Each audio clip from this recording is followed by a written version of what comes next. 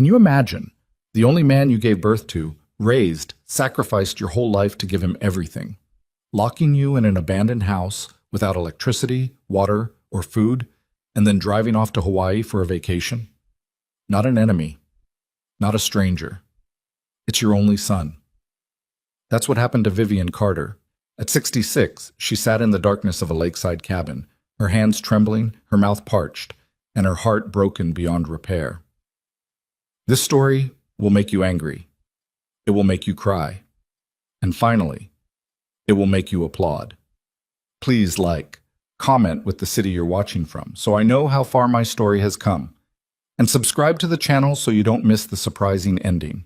The door clicked shut behind him with a sound so ordinary it almost didn't register. A simple mechanical click. The kind of sound a door makes 1,000 times in a lifetime. When someone steps out to check the mail, when a teenager heads to school, when a husband leaves for work on a Monday morning. A sound that means nothing, except that this time it meant everything. I stood in the middle of the cabin and listened to his footsteps cross the porch. I listened to the boards creak under his weight, the same weight I had carried in my arms when he was 7 pounds and 4 ounces, and the most beautiful thing I had ever seen in my life. I listened to the gravel crunch beneath his shoes as he walked to his car. I listened to the engine turn over. That expensive engine in that expensive car I had helped him buy when he was 26 and just starting out and needed a vehicle that looked successful even before he was. I listened to all of it, and then I heard nothing. My name is Vivian Carter. I am 66 years old. I raised 1 child, buried 1 husband, and spent the better part of 4 decades believing that the greatest thing a mother could do was pour herself into her son until there was nothing left of her own life worth mentioning. I believed that sacrifice was love. I believed that giving was its own reward. I believed, with the kind of faith that doesn't need evidence because it lives in the bones, that blood was permanent. I was wrong about all of it. The cabin was dark. The power had been cut. I didn't know that yet, but I would find out when I crossed to the light switch near the kitchen doorway and clicked it up and down 4 times before accepting that nothing was going to happen. The windows were covered, not with curtains, but with something heavier, something that had been placed there deliberately to keep the afternoon light out. It took me a moment to understand that the coverings were pieces of plywood, nailed from the outside. Nailed from the outside. I remember the exact sensation that moved through my body when that understanding arrived. It wasn't panic, not right away. It was something quieter and more terrible than panic. It was the feeling of a floor dropping out from under a certainty you've held your entire life. The certainty that your child, whatever else has gone wrong between you, would never actually hurt you, would never cross the line from careless into cruel, would never look at the woman who made him possible and see an obstacle instead of a person. That feeling, that silent falling feeling, is something I had never experienced before, and I hope I never experience it again. I tried the door first. I turned the handle and pushed, and the door held. I turned it the other way and pulled, and the door held. I put my shoulder against it the way I'd seen people do in movies, and my shoulder hurt for a week afterward, and the door held. There was a deadbolt on the inside, but the mechanism had been tampered with, jammed, something I couldn't explain in the moment, but understood later when a locksmith told me what Ethan had done to make sure I couldn't operate it from within. My son had planned this. That was the thought that kept arriving and departing and arriving again, like a car circling a block it can't find a parking space on. My son had planned this. Not in a moment of rage, not in some impulsive explosion of frustration. He had planned this the way you plan a vacation, carefully, ahead of time, with attention to the details that would make it work. He'd chosen this cabin because it sat at the end of a dirt road, half a mile from the nearest paved surface, at the edge of a private lake that nobody visited between Labor Day and Memorial Day. It was late October. The only people who might wander past were hunters, and hunting season didn't open for another 2 weeks. He'd cut the power. He'd covered the windows. He'd disabled the deadbolt. And then he'd driven away to Hawaii with his wife, Naomi, who had been smiling at me over breakfast that morning with the warm, practiced smile of a woman who had already decided how this day was going to end. I need to tell you something about this cabin before I go any further, because the cabin matters in a way that goes beyond just being the place where I was trapped. 31 years ago, my husband Gerald and I bought this property with money we had been saving since before Ethan was born. Gerald found it on a Sunday drive in the spring, this little wooden cabin at the water's edge, half hidden by pine trees that were older than either of us. He called me over to look at it with the same expression he wore when he was trying not to show how excited he was about something. A kind of deliberate calm that never quite reached his eyes. "What do you think?" he said. "I think it's falling apart," I said. "Most good things are when you first find them," he said. We bought it for $42,000, which was almost everything we had. We spent the next 3 summers fixing it up ourselves, Gerald and I and a teenage Ethan, who complained about splinters and mosquitoes and drove us both half crazy with his sighing. We replaced the roof, we rebuilt the porch, we installed the plumbing that still worked, or had worked, until Ethan cut the water line at the main shutoff, which I also wouldn't discover until later. Gerald died in this cabin. Not dramatically. He simply went to sleep one September evening with the window open and the sound of the lake coming through, and he didn't wake up. The coroner said his heart had been quietly failing for months. I like to think he knew that, and he chose this place on purpose because it was the place where he had been most himself. I had kept the cabin all these years because letting it go felt like letting Gerald go, and I wasn't ready for that. Ethan had been after me for 2 years to sell it. He said it was impractical. He said the maintenance costs were ridiculous for a place I visited 4 or 5 times a year. He said the property values in the area were at a peak and it would be foolish to hold on to it. What he didn't say was what Naomi had told him, that the cabin and the land together were worth somewhere around $380,000. And that money would look a lot better in their investment portfolio than it did sitting on the edge of a lake where an old woman went to cry about her dead husband. I found that out later. I found out a great many things later. But standing in that dark cabin on that October afternoon, all I knew was that I was alone and I couldn't get out and my phone had no signal. I want to be honest with you about the next few hours, because there's a version of this story where I stayed calm and resourceful and handled everything with grace, and that version would be a lie. I did not stay calm. I sat down on the floor, not on the couch, not on one of the chairs, on the floor, because my legs stopped working properly, and the floor was what was available. I sat there with my back against the wall and my knees pulled up, and I cried in a way I hadn't cried since Gerald's funeral. Not pretty crying, the other kind. The kind that hurts your chest and leaves you feeling wrung out and hollow when it's over. I cried for a long time. When I stopped, it wasn't because I felt better. It was because I ran out of something. Energy, tears, the capacity to continue. I ran out, and the silence of the cabin filled back in around me, and I sat with it. The light coming around the edges of the plywood was starting to dim. 4 o'clock maybe. 5. In late October, the dark comes early, and I knew that whatever I was going to figure out, I needed to figure it out before the light was completely gone. I got up off the floor. My knees protested.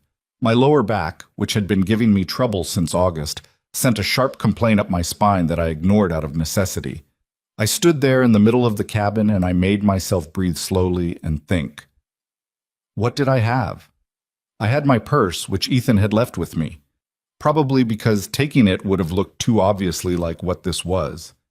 Inside the purse, my wallet, a small notebook I'd been using to jot down grocery lists, a pen, a travel pack of tissues, my reading glasses, 3 individually wrapped hard candies, and my cell phone with 11% battery and no signal. I had whatever was in the cabin, which, when I inventoried it in the remaining light, turned out to be almost nothing.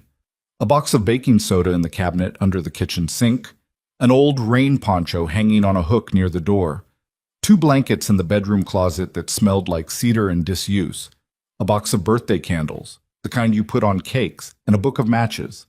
No food, no water, no flashlight. Gerald had always kept a flashlight in the cabin. For 30 years there had been a flashlight in the kitchen drawer near the stove. I pulled that drawer open and found it empty. Ethan had planned this well. The birthday candles became my light source as darkness fell. I lit them one at a time, propped in the box of baking soda, and in their small, wavering glow, I walked the cabin looking for anything I might have missed. I found one thing. In the back bedroom closet, on the highest shelf, behind a stack of folded linens that nobody had touched in years. My hand found the edge of something hard and plastic. I pulled it down and stood there in the candlelight staring at it. It was a walkie-talkie. Gerald's walkie-talkie, from the set he'd bought so we could communicate between the cabin and the dock when Ethan was a boy, and the lake felt too wide for a mother to let her son out of earshot. One of a pair. A cheap, battered little thing with a belt clip on the back and a sticker on the front that said Unit 2 in Gerald's handwriting. The battery was almost certainly dead after 30 years. Almost certainly. I pressed the power button. The walkie-talkie crackled to life. I made a sound I cannot describe, somewhere between a laugh and a sob and a prayer to no one in particular. The battery indicator showed a single bar. One bar.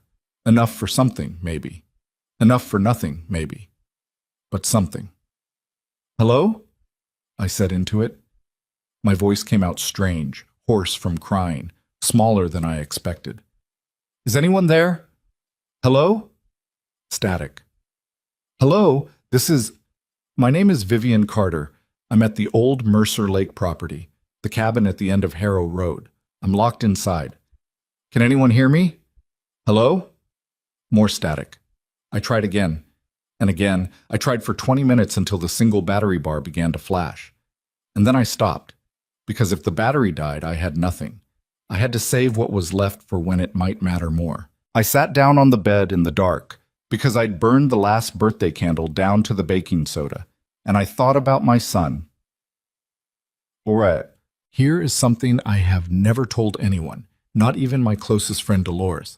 Not even the therapist I started seeing 2 years ago when things with Ethan began to feel genuinely frightening. The night before he brought me to the cabin, I almost didn't get in the car. We had driven out together under the pretense of doing some seasonal maintenance, closing up the cabin for winter, checking the pipes, the usual October tasks. Naomi had stayed behind, which should have struck me as unusual. Naomi went everywhere with Ethan. She monitored him with the focused attention of someone who didn't entirely trust what he might do or say without supervision. For her to stay home was not normal. But I got in the car. Because Ethan had been almost like himself that morning. Not entirely. Not the way he used to be when he was 22 and finishing college and would call me on Tuesday evenings just to talk. Not because he needed anything, just because he wanted to tell me about his day. That version of my son had been gone for years. But that morning, he'd held the car door open for me, and when I climbed in, he said, "Careful, Mom, the step's a little high," the way he used to do, the way a son does when he still thinks of his mother as someone worth protecting. I should have known it was a performance. Instead, I smiled at him. I settled into the passenger seat, and I thought, maybe things are getting better. Maybe the distance between us is finally closing. Maybe we can find our way back. I thought those things the entire drive out to the lake. I was still thinking them when we pulled up to the cabin, and he said he needed to check something around the back of the building first. Could I go inside and open a few windows to let the place air out? He'd be right there. I went inside. The door clicked shut behind me. The thing about being betrayed by someone you love is that the mind doesn't accept it all at once. The mind comes at it sideways, slowly, in stages, the way you might approach an animal you're afraid of, cautiously, with many retreats, because the full reality of the thing is too large to take in directly. Sitting on that bed in the dark, I began to let myself take it in. My son had put me here on purpose. My son knew, when he drove away, that I had no food and no water and no way to call for help. My son knew the temperature would drop below freezing overnight. My son knew that no one was likely to come down Harrow Road until hunting season, which was 2 weeks away. My son had done the math on his own mother's survival and decided it was an acceptable risk. Why? Because of the will. Because 3 weeks earlier, I had sat across the kitchen table from Ethan and Naomi and told them, as clearly as I could manage, that I had made some changes to my estate planning and I wanted them to be aware of it. I told them that I was leaving the cabin property to a land conservancy that would protect it from development. I told them that a significant portion of my financial assets were being redirected to a foundation I was in the process of establishing. I told them that Ethan would still be provided for. I wasn't disowning him. I wasn't punishing him. I was simply making choices about my own life and my own resources that reflected my own values. Naomi's face had gone very still. How significant, she said, is a significant portion. Naomi, Ethan said. No, she said. I want to know what significant means, because we've been. She stopped herself, reorganized, smiled the smile that never touched her eyes. We've been counting on certain things, Vivian. It's important for us to understand what this means for our planning. It means, I said, that it's my money and my property, and I will do with it what I think is right. The conversation ended shortly after that. 3 weeks later, my son put me in this cabin and drove away. I want to tell you how I got here. Not to the cabin, but to this moment, this point in my life where my son was capable of this. Because it didn't happen overnight. Nothing this devastating ever does. It happened the way most damage happens.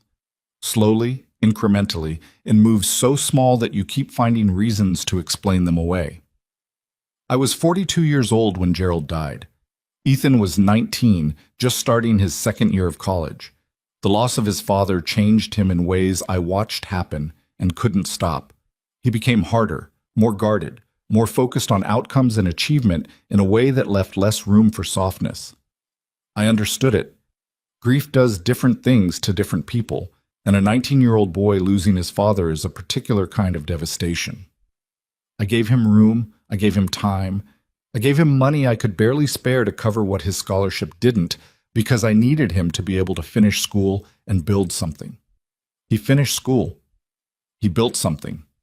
He became a successful financial analyst with a corner office and a salary that would have astonished the version of him who once asked me to help him buy groceries because his account was overdrawn. And somewhere in the building of that success, I lost him. I couldn't tell you the exact moment. There wasn't one. It was a series of small withdrawals, phone calls that got shorter, visits that got less frequent, conversations that became summaries of information rather than actual exchanges between people who knew each other. By the time he was 35, I sometimes felt like I was talking to someone who was performing the role of my son rather than actually being him. Then he met Naomi.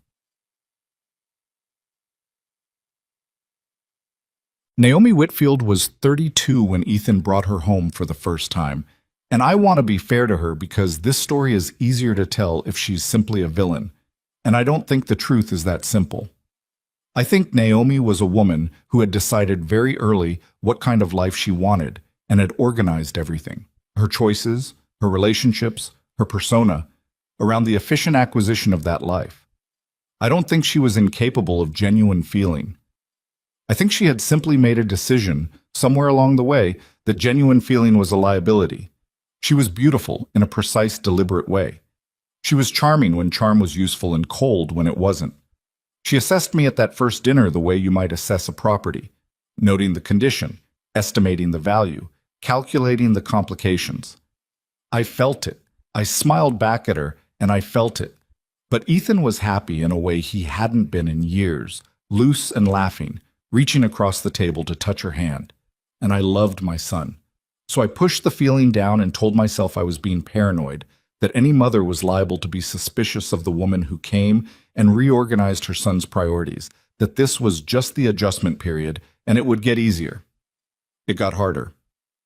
Within a year of their marriage, Ethan had stopped calling on Tuesday evenings. He'd stopped coming to Christmas dinner unless Naomi's schedule permitted it. He'd started referring to family obligations, the small, ordinary obligations of having a living mother, as things that were difficult to manage and a lot to ask, and not really reasonable, Mom, when you think about it from our perspective. I started to understand that from our perspective meant from Naomi's perspective, and from Naomi's perspective, I was a problem to be managed. The winter after they got married, I had a health scare. It wasn't as serious as it initially seemed, a cardiac episode, the doctor said, something that required monitoring and medication adjustment and rest. But for 3 days, before the test came back and the picture became clearer, I was in the hospital and I was frightened in the way you're only frightened when the possibility of your own death becomes suddenly, physically, real. I called Ethan from the hospital room. He didn't come. He called back 4 hours later and told me he and Naomi were in the middle of something important, a work dinner that was actually a client event that had taken months to arrange. And he would drive up on the weekend if I still needed him. But I sounded okay on the phone. Didn't I sound okay? I told him I sounded okay. I lay in that hospital bed, and I talked to a nurse named Rosemary, who had the night shift, and she brought me an extra blanket because the room was cold, and I thought, a woman I have known for 4 hours is taking better care of me right now than my son. I didn't say that to Ethan. I didn't say it to anyone. I tucked it away in the part of myself where I kept the things that were too painful to look at directly, and I kept going. Mothers do that. We keep going, but things accumulate. The money problem started 2 years into the marriage. I don't know whose idea it was. I have my suspicions, but I genuinely don't know. What I know is that Ethan started asking, first tentatively, then more directly, then with an edge of entitlement that frightened me, for access to money. Not gifts, at first. Loans, he called them. He needed to cover a gap while an investment matured.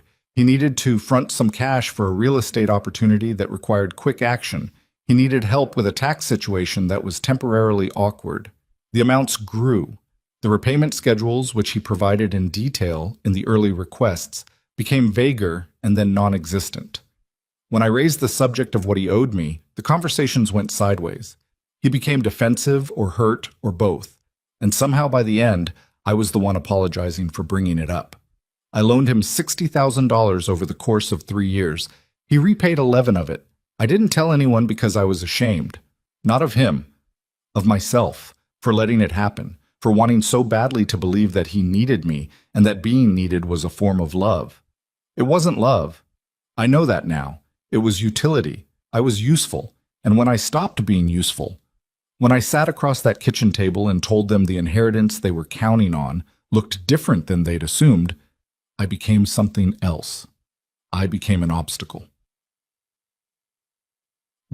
Lying on that musty-smelling bed in the dark, with a single-bar walkie-talkie pressed against my chest and temperatures I knew were dropping toward freezing, I found something unexpected moving through me beneath the fear. Anger. Not the hot, trembling anger of the moment that had burned through me hours ago.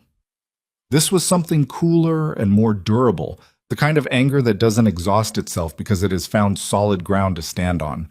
I was angry at Ethan. I was angry at Naomi. But most of all, and this surprised me, I was angry at myself. I was angry at every time I had swallowed the truth to preserve his comfort. I was angry at every apology I'd made for having needs. I was angry at $61,000. I was angry at a hospital room where I lay alone and told myself it was fine. I was angry at every birthday candle I'd lit for a man who had already, in all the ways that mattered, stopped showing up. I lay in that dark and let the anger settle into something cold and clear and useful. And I started to think. Dick, here is what I knew. I knew that Ethan would expect me to panic. He would expect me to fall apart, to be broken by this, to emerge from whatever version of rescue eventually arrived so frightened and diminished that I would sign whatever he put in front of me just to feel safe again. He had read my softness as weakness and weakness as leverage. He had miscalculated. I was not the woman I had been 5 years ago. I was not even the woman I had been 2 years ago, before Dolores talked me into joining her book club, and I met a retired attorney named Francis McAllister who told me, over terrible Chardonnay, that what I was describing in my son's behavior had a name and a legal category, and that I had more options than I knew. I had spent the last 18 months quietly, carefully, with the focused patience of someone who has finally understood the stakes, making sure that I had options. They didn't know about Francis. They didn't know about the changes I had already made. Not the ones I'd mentioned at the kitchen table, which were real, but the ones beneath those, the ones that had been in place for 8 months. The ones that didn't require their cooperation or their approval. They didn't know what I had in the safety deposit box at First National Bank.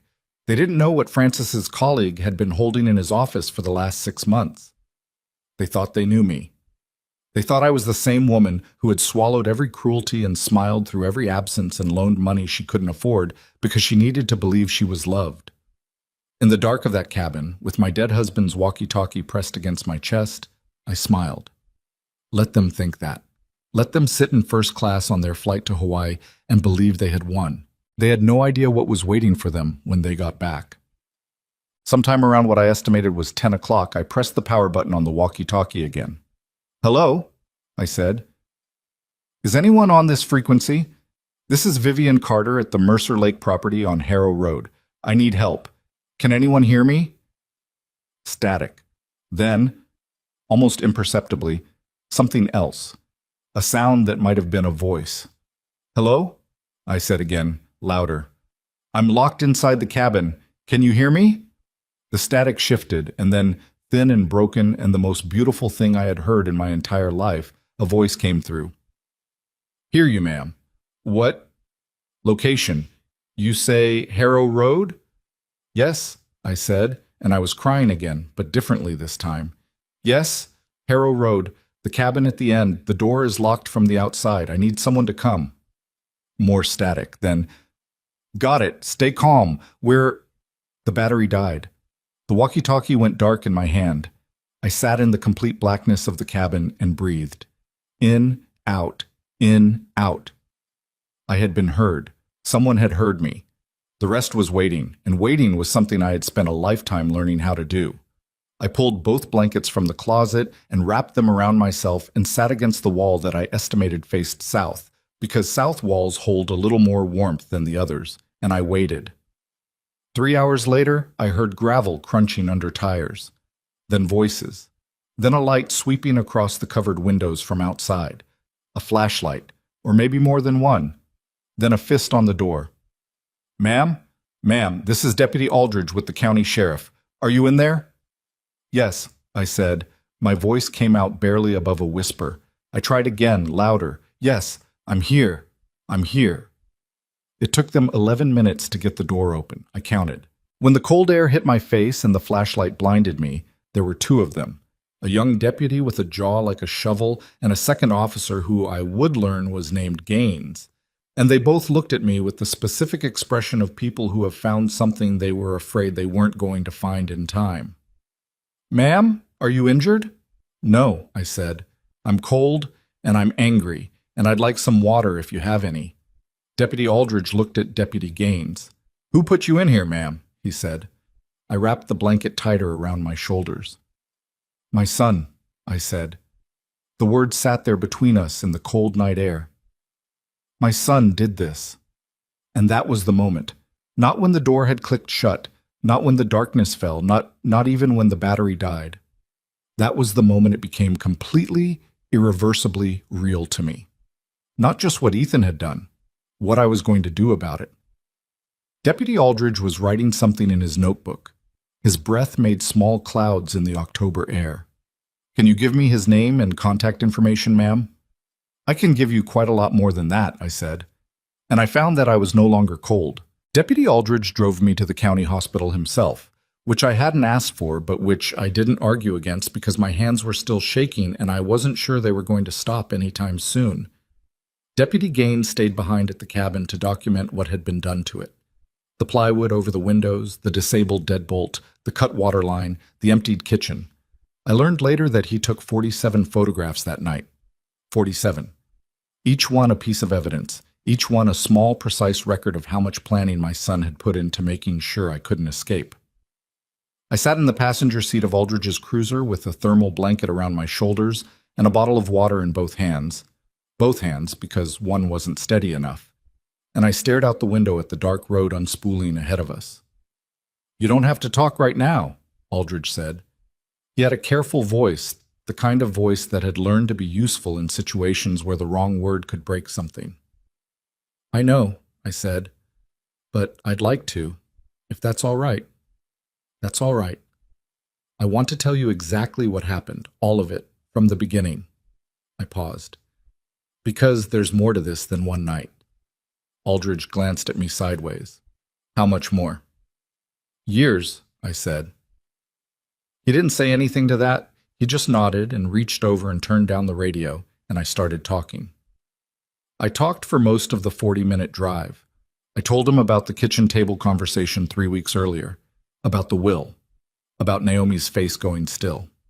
I told him about the borrowed money, about the hospital room where I lay alone, I told him about the walkie-talkie and the birthday candles and the box of baking soda and the 47 photographs that Deputy Gaines was taking in the dark.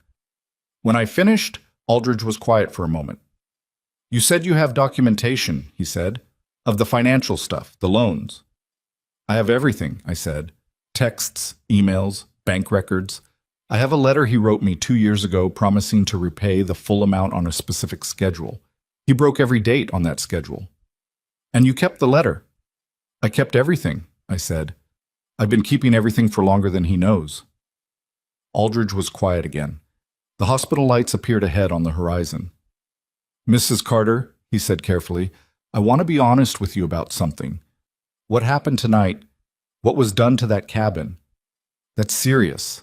That's not a family argument, that's not a misunderstanding. Depending on how this is documented, we're potentially looking at elder abuse, false imprisonment, criminal mischief. That's real." "I know it's real," I said. "I just want to make sure you understand that once we open this, it doesn't close easily. Are you prepared for that?" I looked at him. In the pale light from the dashboard, he looked very young and very earnest and a little worried, not for himself, but for me, in the way that decent people worry for people they have just pulled out of dark places. "Deputy," I said, "I've been closing things for 30 years to protect that boy. Every hurt, every disappointment, every time he chose Naomi over basic human decency. I closed it. I made excuses. I told myself it would get better." I looked back at the road. "I am done closing things." He nodded once, slowly. "Okay," he said. "Then let's do this right." But the hospital kept me for one night, which I didn't fight because by the time they got a warm IV into my arm and checked my vitals and confirmed that the mild hypothermia was mild and that my heart, which the admitting nurse kept watching with slightly more attention than seemed routine, was behaving itself. By the time all that was done, it was 2 a.m, and I was too tired to insist on going home to an empty house. Dolores arrived at 6:30 the next morning with a paper bag full of food from the diner 3 blocks from her house. Scrambled eggs, wheat toast, orange juice, a coffee that was too sweet because Dolores always put too much sugar in coffee without thinking. She sat in the chair beside my bed and looked at me for a long time without saying anything. And then she said, "I'm going to kill him." "You're not," I said. "I'm going to find him in Hawaii, and I'm going to—" "Dolores. He left you in a cabin, Vivian. He nailed the windows shut and left you in a cabin with no water, and it was 31 degrees last night." "I know what he did." "Then stop telling me to calm down." "I didn't tell you to calm down. I told you you're not going to kill him." She stared at me, and then, in the way that only people who have known each other for 32 years can do, she read something in my face and shifted. "You have a plan," she said. "I have several plans," I said. "Some of them have been in place for a while." She stared at me a moment longer, then she leaned forward and handed me the coffee. "Tell me everything," she said. So I did. And this time I told her the parts I had never told anyone.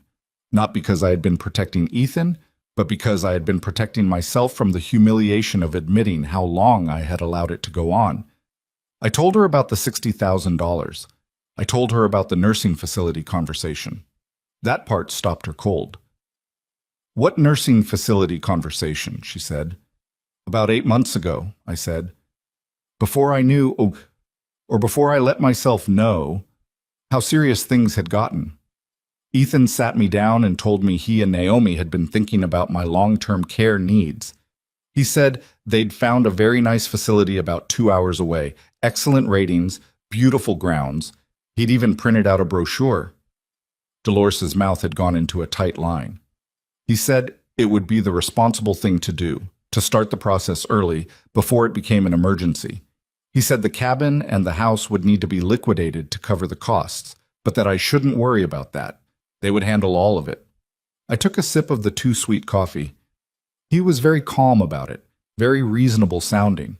That was the thing that frightened me most, how reasonable he sounded. "What did you say?"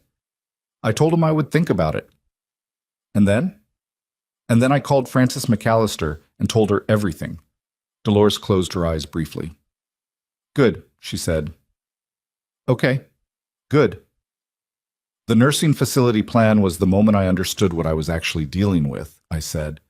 Up until then, I had been making allowances, telling myself that the money was a problem, that his distance was a problem, that Naomi's influence was a problem, but that underneath all of it, Ethan still loved me in some fundamental way that would eventually reassert itself. The nursing facility conversation ended that.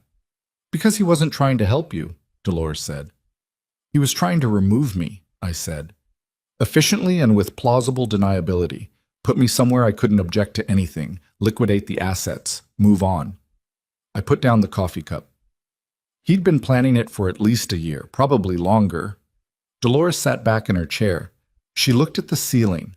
She was working through something, I could tell, cataloging, processing, the same thing she did when we tackled complicated jigsaw puzzles, except the stakes were somewhat higher. How long have you been building your defense? She finally asked.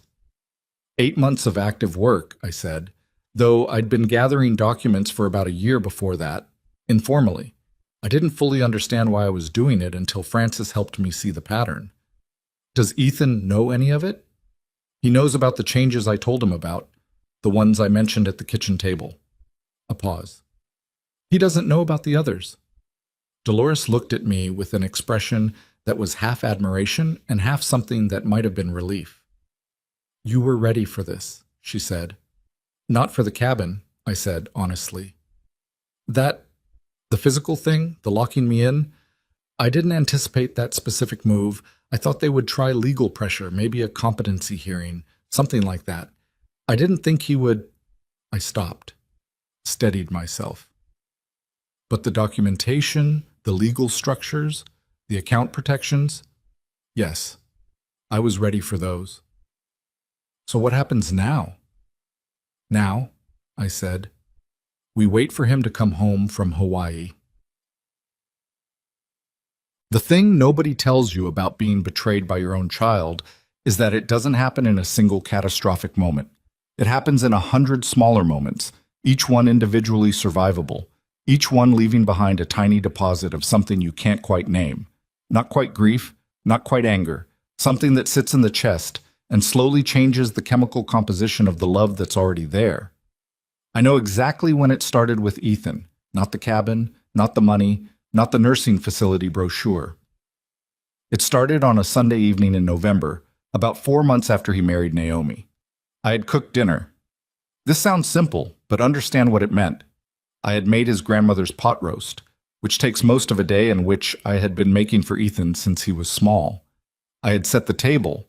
I had bought a decent wine because Naomi mentioned once that she preferred reds from the Pacific Northwest. I had cleaned the house in a way that involved moving furniture because I knew without asking, that Naomi was the kind of person who noticed what was behind the couch. They were supposed to arrive at 6. At 6:45, Ethan called. Mom, we're not going to make it tonight. Naomi has a headache. I stood in my kitchen with the pot roast going cold on the counter and the table set for 3 and the Pacific Northwest wine breathing, and I said, Okay, sweetheart, I hope she feels better. She just needs to rest. We'll do it another time. Of course. You're not upset. It wasn't really a question. It was a check, a quick calibration to make sure I wasn't going to make this complicated for him. No, I said. I'm fine. I wasn't fine. I was standing in a clean kitchen with a ruined dinner, feeling the specific loneliness of a person who has prepared for connection and arrived to find nobody home. But I said I was fine because that was what I did. That was what I had been doing since Gerald died, and the loneliness became a permanent texture of my life. And the alternative to saying I was fine was admitting how much I needed my son, which felt like a burden I had no right to place on him. The mistake wasn't saying I was fine. The mistake was that I genuinely believed in that moment that protecting him from my needs was an act of love. It wasn't. It was a lie. And like all lies told out of kindness, it taught him something false, that my feelings didn't cost anything, that I was inexhaustible, that he could take, and the supply would never run low because I would keep generating it, the way some people believe money works when they've never had to worry about money. I think about that Sunday evening often. I think about how everything might have been different if I had said, clearly and without apology, Ethan, I cooked for you all day and I'm disappointed. I'd like you to find a way to come, or at least to call sooner next time. I didn't say it. I said, I'm fine. And every time after that, when I said I'm fine, I was teaching him that I was. What Naomi understood about Ethan from very early on was that his relationship with me was a vulnerability. Not because he loved me too much, but because he felt guilty about loving me too little, and guilt, in a certain kind of person, curdles into resentment faster than almost anything else. She didn't manufacture his distance from me. She just fertilized it, gave it room and justification and a narrative that made it feel not like abandonment, but like self-preservation. I learned this partly from watching and partly from something I wasn't supposed to see. About 2 years into their marriage, I visited unannounced. I know that visiting unannounced is the kind of thing mothers-in-law aren't supposed to do. And I had broken my own rule because I had been driving past their neighborhood on the way back from a dentist's appointment, and I had bought a container of the lemon cookies Ethan had loved since he was 12. And I was trying, still, to find the small gestures that might keep us connected.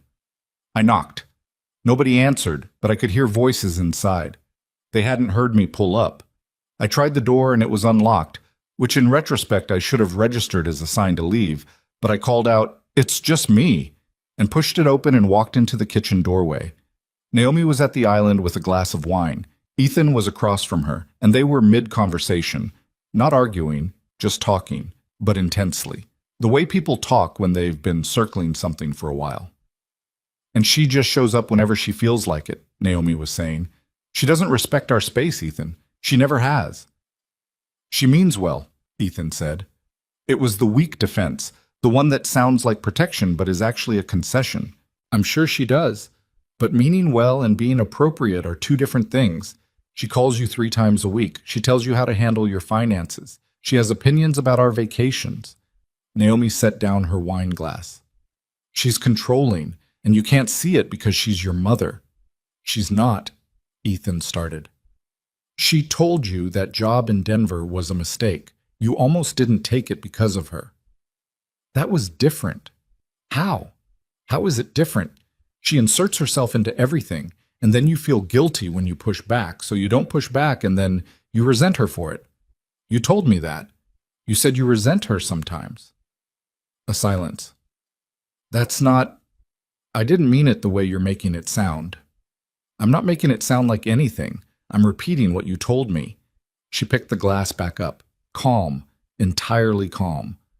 I'm just saying that at some point, you have to decide whether you're living your life or hers.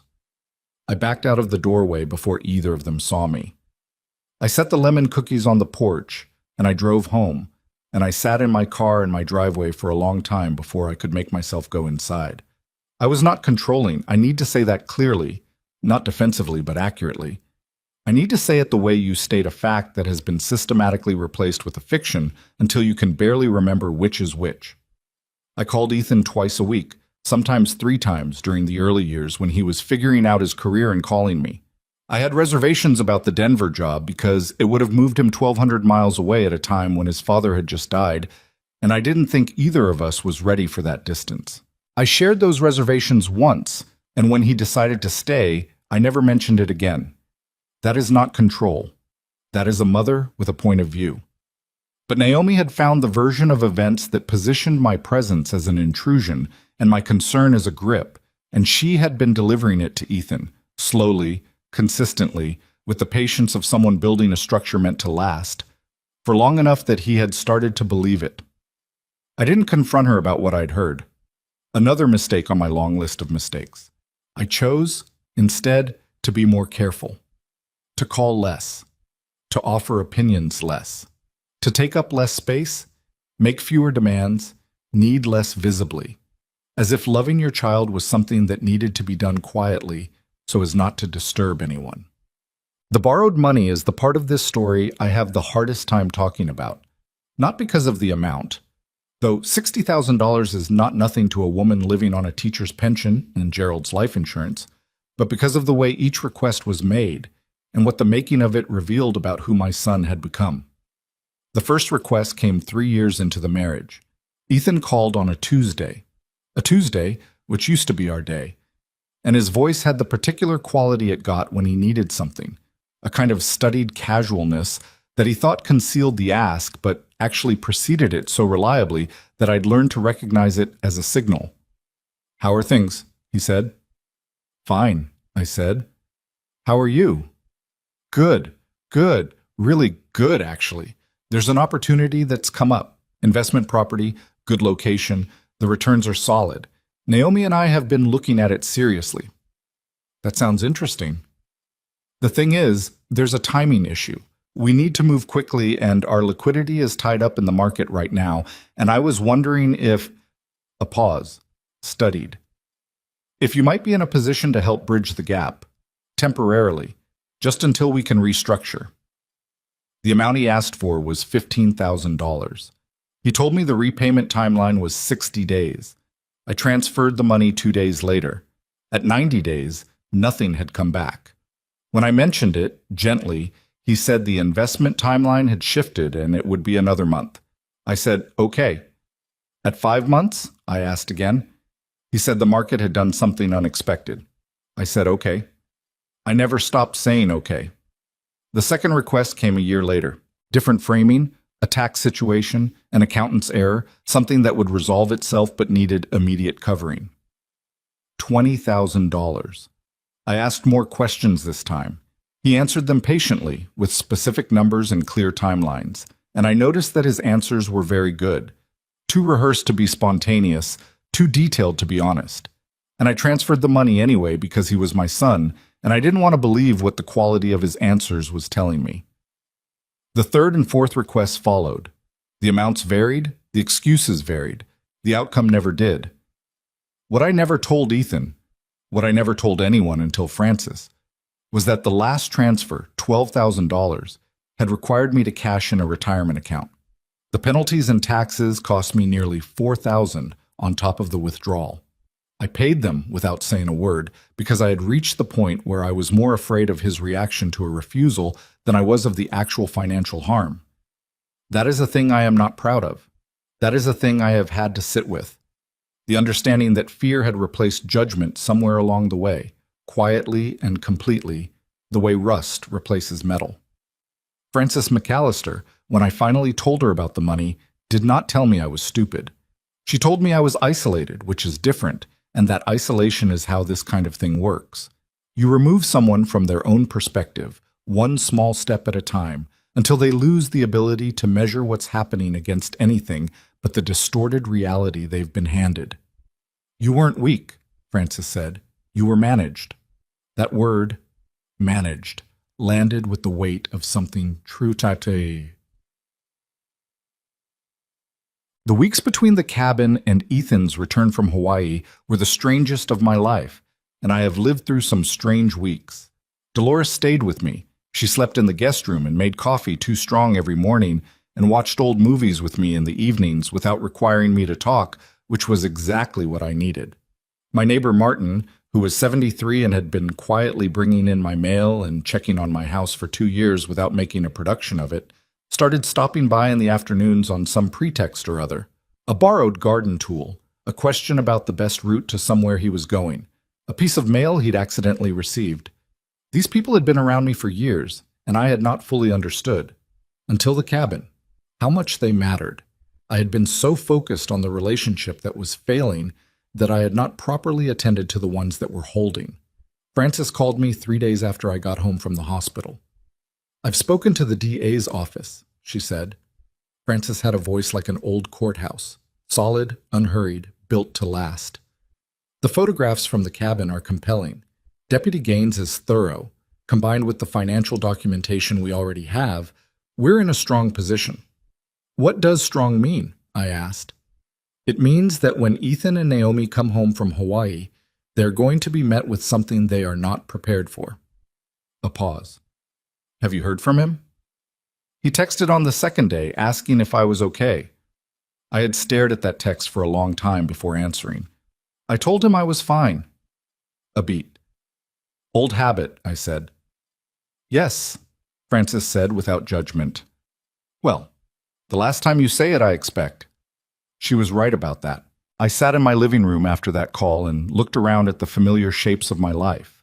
The photograph of Gerald and me on our 10th anniversary, the lamp I'd found at an estate sale in 1994, the bookshelf Ethan had built me for Mother's Day when he was 16 with wood he'd bought with lawn mowing money, slightly uneven on the left side, beautiful to me in a way no perfect thing could be. He had built that for me. That boy had been real. The boy who saved lawn mowing money and measured wrong and was proud of it anyway. He had been real. Something had happened to him, slowly and over years, and I had watched it happen without understanding what I was watching. I carried grief for that boy. I carried it honestly, without pretending it wasn't there, because the grief was appropriate. You can grieve someone who is still alive. You can grieve the version of them that no longer exists. But grief and surrender are not the same thing. I was not surrendering. I reached for the phone and called Frances back. "There's one more thing I haven't told you about," I said. "The recordings." A brief silence. "What recordings, Vivian?" "Starting about 7 months ago," I said. "After the nursing facility conversation. I have a small device, a digital recorder. I started carrying it in my purse whenever I was with Ethan and Naomi." I paused. "I have 14 separate recordings. Some of them are just uncomfortable, but some of them—" "Vivian." Frances's voice had changed, sharper, focused. "What's on the others?" "The conversation where Ethan told me I should start thinking about who would make medical decisions when I was no longer capable of making them myself." His words. "When was this?" "April, 6 months ago." "What else?" "The dinner in July where Naomi told me, in front of Ethan, that I was living in the past and that my attachment to the house and the cabin was not healthy and that it was time to think practically." "And Ethan's response?" I closed my eyes. Heard it again. He said, "Mom, she has a point. We're just trying to look out for you." And when I said I didn't need to be looked out for, he said, "A breath. That's exactly the kind of thinking that worries us." The silence on Frances's end was the silence of a woman doing calculations. 14 recordings, she said. "Yes. And they're stored not on my phone, not in my house. In the safety deposit box at First National. I made copies. One set is with you." Another silence. "Vivian," Frances said, and there was something in her voice I hadn't heard before. Something warm and a little fierce, the way a person sounds when they are genuinely pleased. "I want you to know something." "What?" "When they get off that plane," she said, "they're going to think they are coming home to clean up a mess. They have no idea they are walking into one." I looked at Gerald's photograph on the wall. I looked at the crooked bookshelf.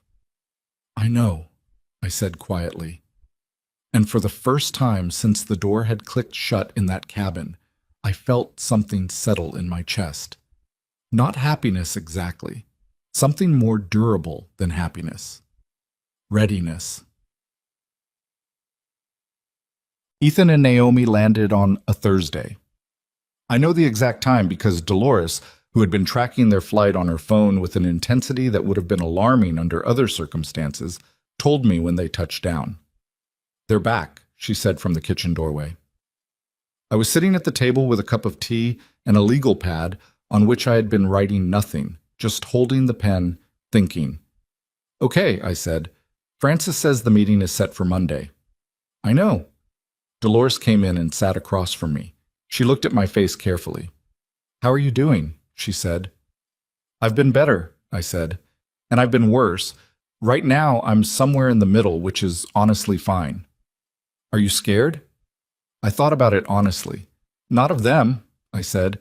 "I'm a little scared of what it means.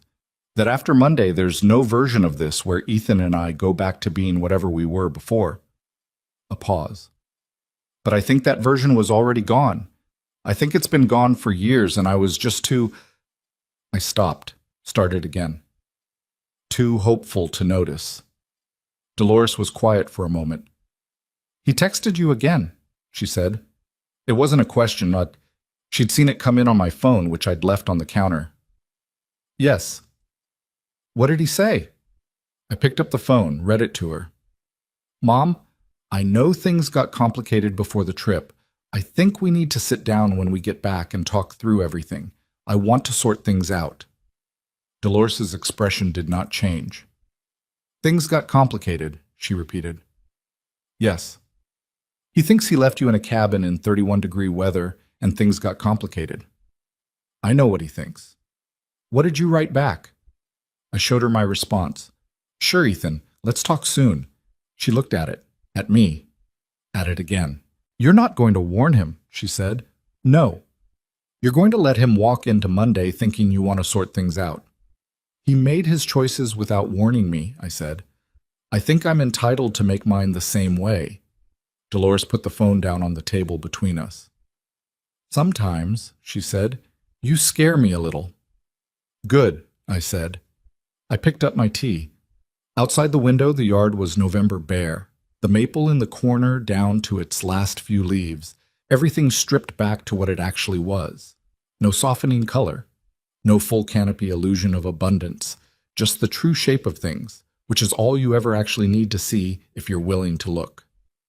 Monday was coming, and I was ready.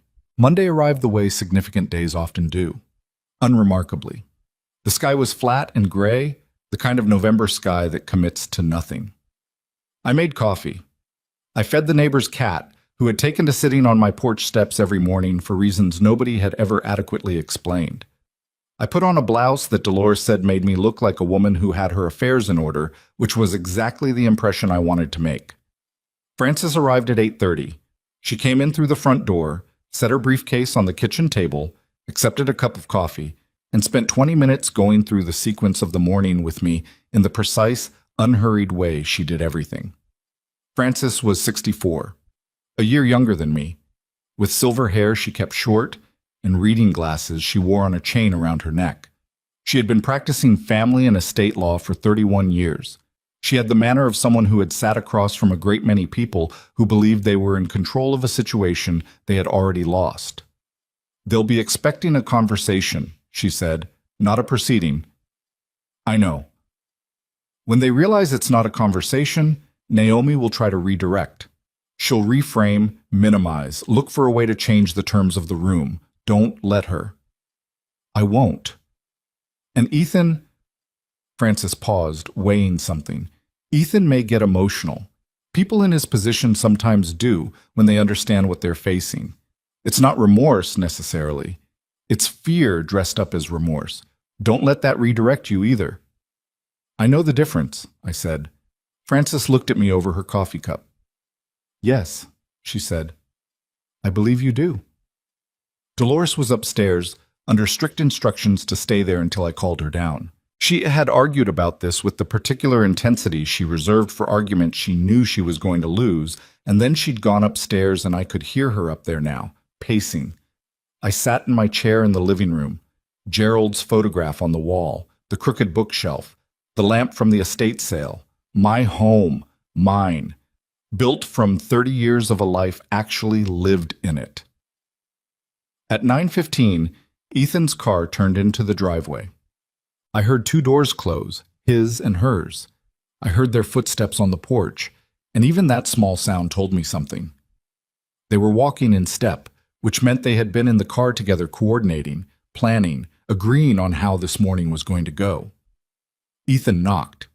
He always knocked now, which had started 3 years ago, and which I had tried not to read as the statement it was, that he had reclassified this house from home to somewhere he visited. I let him knock twice before I went to the door. When I opened it, he was standing slightly in front of Naomi, which I read as Naomi's positioning rather than his instinct. She liked to let him lead in situations that might turn adversarial, so that whatever happened first would happen to him and she could adjust. Ethan looked, I searched for the right word and kept arriving at the same one, rehearsed.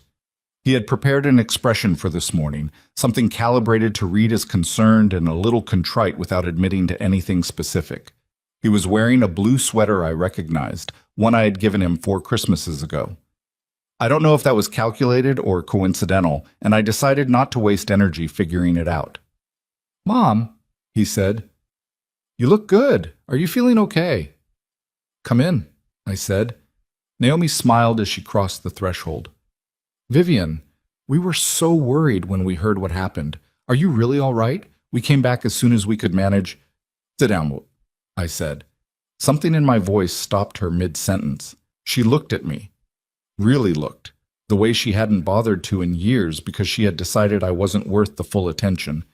And I watched the first small flicker of recalibration cross her face. They sat on the couch. I sat in my chair across from them. And Francis, who had been standing in the kitchen doorway, stepped into the room. Ethan looked at her. His expression shifted. Mom, who is this? This is Frances McAllister. She's my attorney. A silence. Naomi was the first to recover. She recovered fast. I'll give her that. Oh, she said pleasantly. That's fine. We're just here to talk, so that's perfectly fine. She glanced at Ethan in a way that was meant to be subtle and wasn't. We have nothing to hide. I know you don't think you do, I said. Ethan leaned forward. Mom, I want to explain about the cabin. I know it looked... I'd like you to listen first, I said. You'll have a chance to talk, but I'd like you to listen first. He sat back. His jaw had gone tight. Frances opened her briefcase and set a folder on the coffee table. She did this calmly, without ceremony, the way you set down something that has weight but doesn't need to announce it. Mrs. Carter has asked me to walk through some documentation this morning, Frances said. After that, she'll have some things to say directly. We're not here to negotiate. We're here to inform. Inform us of what? Naomi said. Her pleasant voice had taken on the particular texture it got when she was managing something she found irritating. We're family. This feels very... Formal, I said. Unnecessary, she said. After what happened at the cabin, I said, I think it's exactly necessary. Ethan's face did something complicated. Mom, I know it was wrong. What happened at the cabin was, I made a decision I shouldn't have made, and I'm sorry. I panicked. Things got out of hand, and I panicked, and I put you in a situation that was... Ethan, my voice was quiet, completely steady. You nailed plywood over the windows, you cut the water line, you disabled the deadbolt. I paused. People who panic don't do 3 separate specific things to make sure someone can't get out. His mouth closed. That took planning, I said. That took time, so please don't tell me you panicked. The room went very quiet. Frances began with the financial documentation. She was methodical about it, not theatrical, not prosecutorial, just clear. She laid out the loan history, dates, amounts, the repayment promises Ethan had put in writing, the actual payments made. She presented the bank records showing each transfer out of my accounts. She showed the letter Ethan had written 2 years ago with the repayment schedule he had broken every single date on. Ethan stared at the table while she went through it. Naomi, to her credit, maintained her composure better than he did. She sat with her hands folded and her expression arranged into something that was probably meant to look like patient attention and read instead like a person doing rapid calculations. The total, Frances said, across 4 separate loans over a 3-year period is $61,200. Against that, $11,000 was repaid in the first 18 months. The remaining $50,200 has not been repaid, and as of today, no repayment arrangement is in effect. We intended to repay all of it, Naomi said. There were market conditions. That's noted, Frances said. She moved on. The nursing facility documentation came next. Frances had the brochure. Ethan had left it on my kitchen table that day, and I had kept it, slipped it into a folder along with a note I'd written to myself that evening, describing exactly what had been said and in what order. Frances read from the note without editorial comment, just the facts of the conversation, just the words as I had recorded them. Ethan had gone pale. Mom, he said, we were trying to think ahead, about your care. That's not the same week you gave me that brochure, I said. You contacted a real estate agent about this property. He went very still. I watched the stillness move through him and recognized it. It was the stillness of a person whose story has just developed a hole they can't immediately explain. I know this because the agent, a woman named Hartley with Meridian Realty, Called my home number by mistake instead of your cell, I said. She left a voicemail. She was following up on your inquiry about current valuations and said she was excited to help you explore your options. I kept my voice even. I have that voicemail. I have had it for 8 months. Naomi's composed expression cracked, just slightly, along one edge. That was a preliminary inquiry, she said. An informal conversation. That's not... It's consistent with a pattern, Frances said. She was already opening the next section of the folder. Ishtes. The recordings were the part I'd thought most carefully about. Not whether to use them, but how. Frances had advised me on the legal dimensions, single-party consent, which covered all 14 recordings in our state. Everything I'd captured was admissible. The question was sequence. We didn't play all 14. We played 4. Frances had a small speaker, the kind that looks like nothing, and she set it on the coffee table and pressed play on her phone, and the first recording filled the room. It was the April conversation. Ethan's voice, my son's voice, in my kitchen, talking about who would make medical decisions when I was no longer capable. Talking about the house as if it were a logistical problem rather than a place where I had lived my life. Talking around me, past me, about me, while I sat across from him and said very little because I had already begun to understand what I was dealing with and I was already recording. I watched Ethan's face while he listened to himself. There is a particular expression that comes over a person when they hear their own words played back in context. When the careful framings they'd built around those words in their memory are stripped away, and what's left is just the raw meaning of what they said. His face did that. It went through several things: recognition, something close to shame, and then the thing that replaced shame in people who were not ready to feel it fully, a quick pivot toward argument. That's out of context, he said, before the first recording was even finished. You're hearing a fragment of a much longer... Frances pressed play on the second recording. This one was July. Naomi at the dinner table, her voice smooth and social and absolutely certain. My attachment to the house and the cabin was not healthy. I was living in the past. It was time to think practically. Ethan's voice underneath hers, agreeing, adjusting, finding the language that allowed him to endorse what she was saying without having to fully own it. And then, that's exactly the kind of thinking that worries us. Naomi stood up. I want to stop this, she said. I don't consent to being recorded, and I don't consent to... You don't need to consent, Frances said. The recordings are legal. Please sit down. I'm not going to sit here and be ambushed. Naomi. My voice. Quiet. Sit down. Something in it worked. She sat. Her breathing had changed, faster, shallower, and the composure she'd walked in wearing was gone now, replaced by something rawer and less controlled. Ethan had his elbows on his knees and his face in his hands. Frances played the third recording. This one was harder to listen to, even for me, and I had listened to it many times.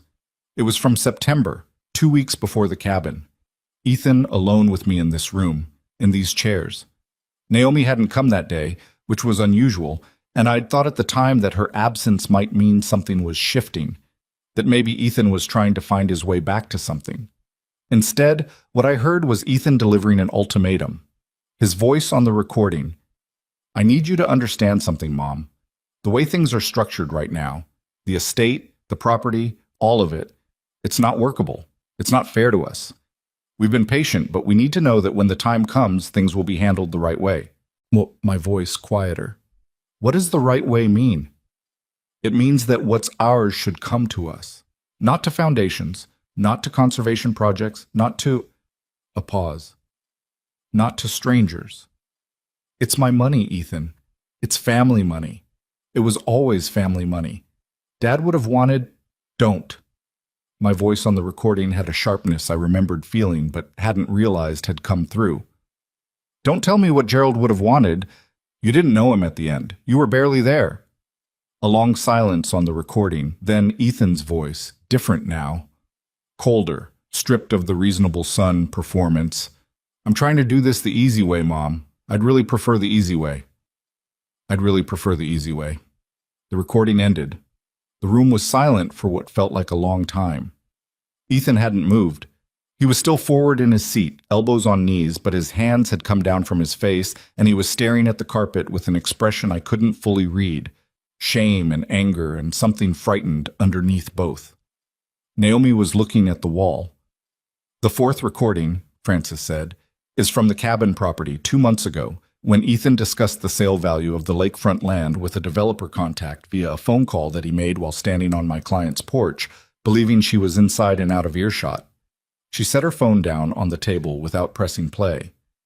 "I'll let you know that exists. We don't need to play it today." Ethan looked up. "How long?" he said. His voice had the flattened quality of a person who has run out of performance and is down to the actual thing. "How long have you been recording?" I said. 7 months, documenting. About a year before that." He stared at me. "Mom." His voice broke slightly on the word. And I felt it. Of course I felt it.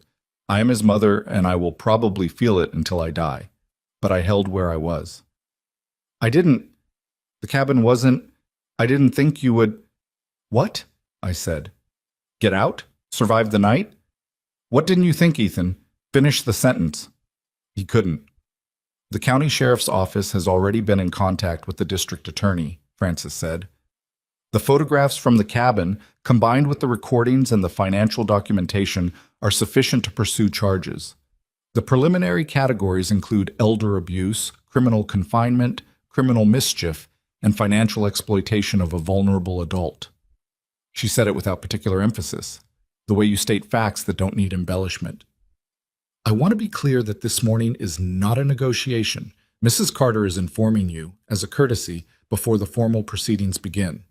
Naomi turned from the wall. Her face was, this is the only word for it, stripped. The careful architecture of her expressions had come down, and what was underneath was a woman who was genuinely afraid for the first time in this process. "You can't do this," she said. Her voice was lower than I had ever heard it. "You would actually put your own son—" "He put me in a cabin," I said. "He nailed the windows shut. It was 31 degrees. I looked at her directly, without hostility, without drama. Just the truth, flat and clear. "He made his choice. Now I'm making mine." What happened next took about 4 minutes, and I want to describe it carefully because it revealed something I had suspected for years and had never been able to confirm. Ethan broke first. He sat back on the couch, and he looked at Naomi with an expression that I recognized. It was the expression he'd had as a teenager when something had gone wrong, and he was trying to figure out whether it was his fault or someone else's. He had carried that expression into adulthood and learned to hide it better, but it was there. "You said they'd never use it," he said to her. Naomi's eyes cut to him. "You told me it was a bluff," he said. His voice had the particular quality of someone who has just understood something they had been avoiding understanding. "You told me she was too. You said she wouldn't actually." "Ethan, stop talking," Naomi said. "You planned the cabin," he said. "That was your plan. I went along with it because you said—" "Ethan," her voice had gone hard, "stop talking." He stopped, but the silence after his stopping said everything the words had started to say.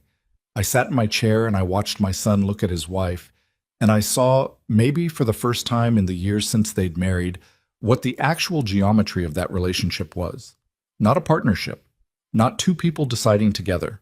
One person deciding and one person executing, and the one executing telling himself it was a collaboration so that the weight of it felt shared. Ethan had not been the architect of what had been done to me. He had been the instrument. That didn't absolve him. He had still gotten in the car. He had still walked me inside and closed the door and driven away.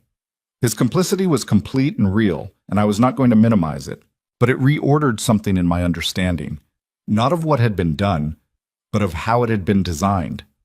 Naomi had built this, layer by layer, year by year, the distance from me, the entitlement to the inheritance, the nursing facility plan, the cabin.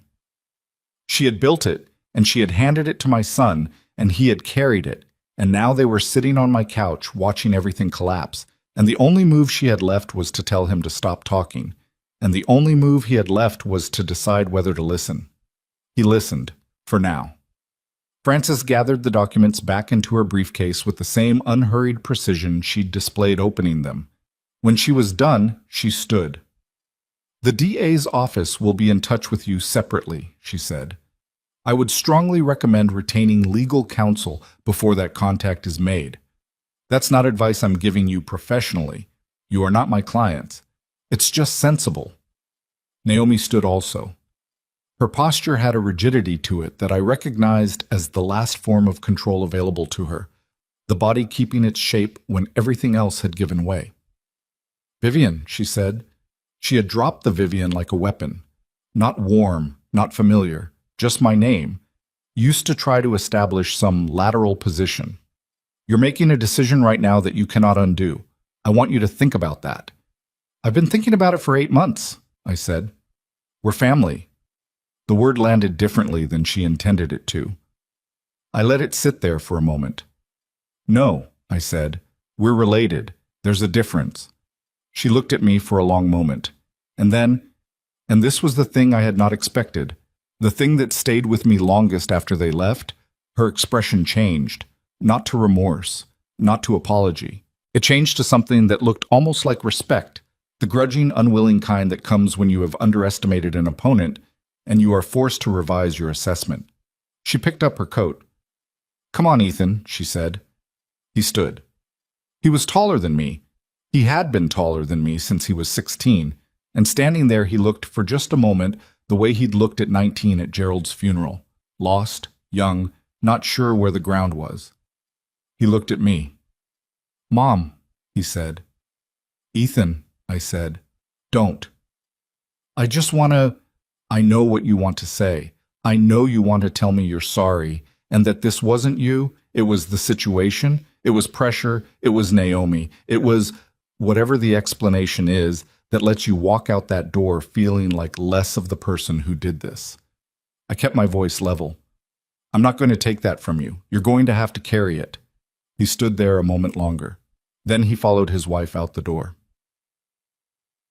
I sat in the quiet for a while after they left. Frances went to the kitchen to make a call.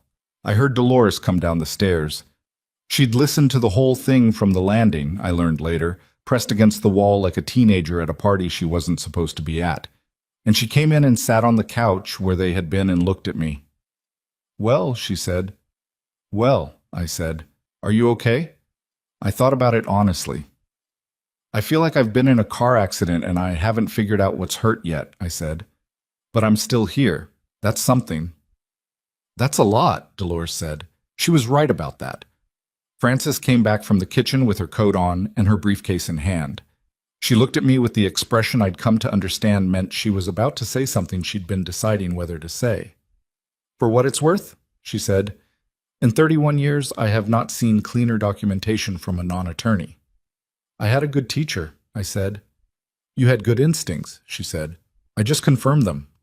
She paused at the doorway. "The DA will move quickly. The cabin evidence alone is significant. The recordings and financial documentation on top of it, they're going to have a very hard time." "I know." "This is going to get public at some point," she said carefully. "These things usually do. Are you prepared for that?" I thought about Ethan's face when he listened to his own voice. I thought about Naomi saying we're family in a tone that was a threat. "I spent 30 years making myself smaller so that nobody would be uncomfortable," I said. "I think I'm done worrying about what's public." Frances nodded once. Then she was gone. Dolores and I sat in the quiet living room for a while without talking. The flat gray light came through the windows. The neighbor's cat had appeared on the porch again and was pressing its face against the glass with the serene persistence that is the particular gift of cats. "What happens now?" Dolores said. "Now the legal process runs," I said. "Frances says it could take months. There'll be hearings, documentation requests, probably a period where things are very unpleasant before they get resolved." "And the will? The estate?" "Already restructured," I said. "Has been for 6 months. Nothing they can challenge. Frances made sure of that. Everything is exactly where I want it." "And the cabin?" I looked at Gerald's photograph. I thought about 31 years of October light on lake water. I thought about a man who had called a falling apart cabin beautiful because he understood that most good things are, when you first find them. I'm keeping the cabin, I said. Good, Dolores said. I'm going to fix the roof. Also good.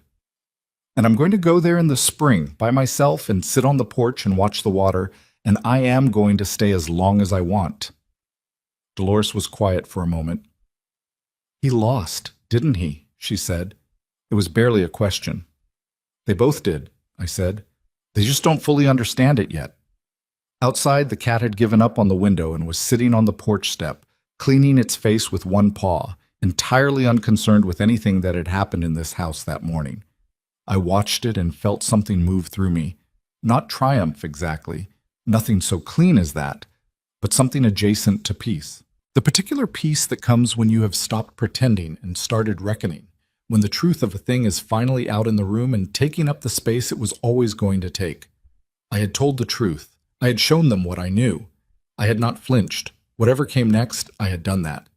And it turned out, after 30 years of swallowing everything, of saying I'm fine, of making myself invisible so that other people could be comfortable, it turned out that not flinching felt exactly like what I'd always suspected it would feel like.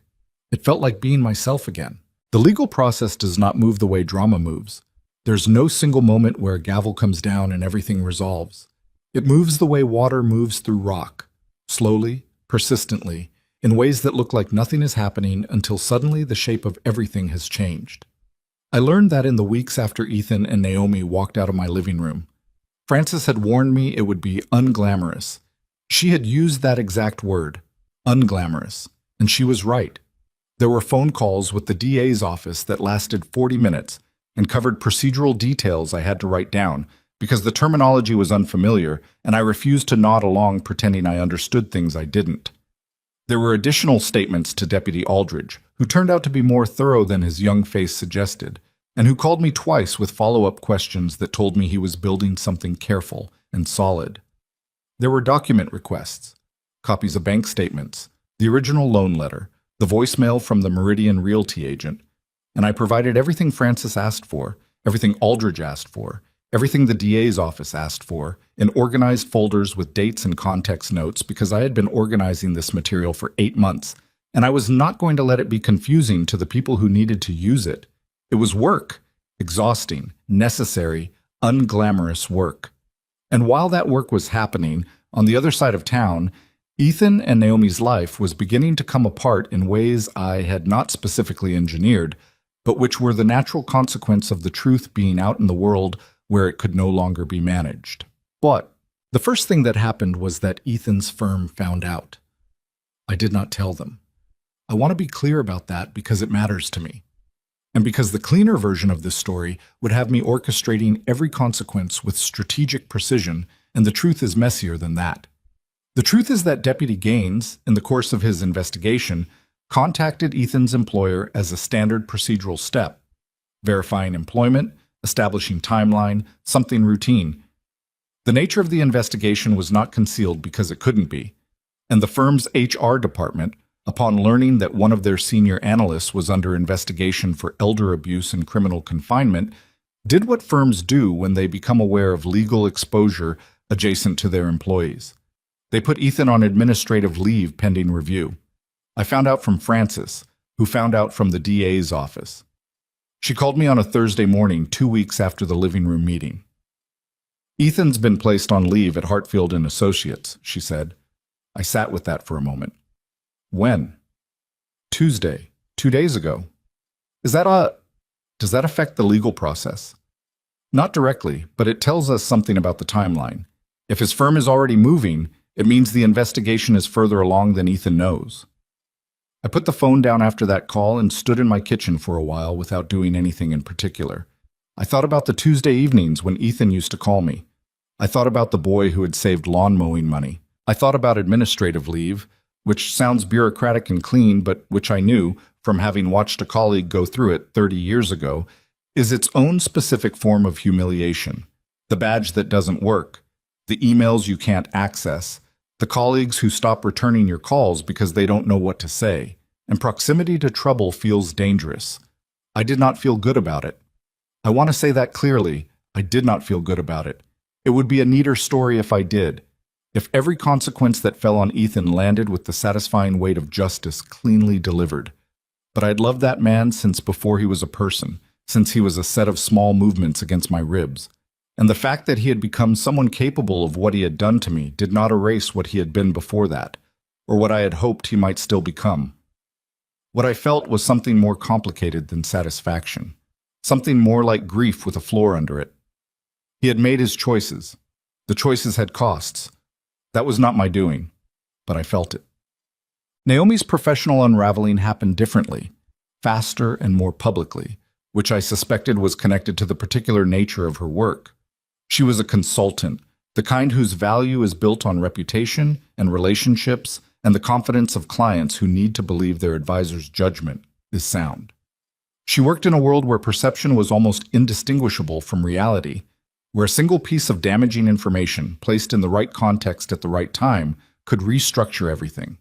The recordings were the right context, and they reached the right people without anyone deliberately placing them, because that is what happens when documentation enters legal proceedings. It becomes part of a record that is not private, and records are read by people whose interests are served by what they contain. Within 3 weeks of the Monday meeting, 2 of Naomi's major clients had quietly ended their contracts. I learned this not from Francis, but from Dolores, who had a friend who worked at one of the firms involved, and who called Dolores with the information in the particular tone people use when they are delivering news they know is significant. Her client list is shrinking, Dolores told me. Word gets around in those circles. It gets around fast. How is she handling it? I asked, and then I was briefly surprised at myself for asking, because it was a question that contained more concern than I had expected to feel. Dolores paused. Apparently not well. I nodded and didn't say anything else about it. What was there to say? Naomi had built a life around the careful maintenance of appearances, and the recordings had done what recordings do. They had played her actual words in her actual voice, in rooms full of people who had previously only known the version of her that she had curated for their consumption.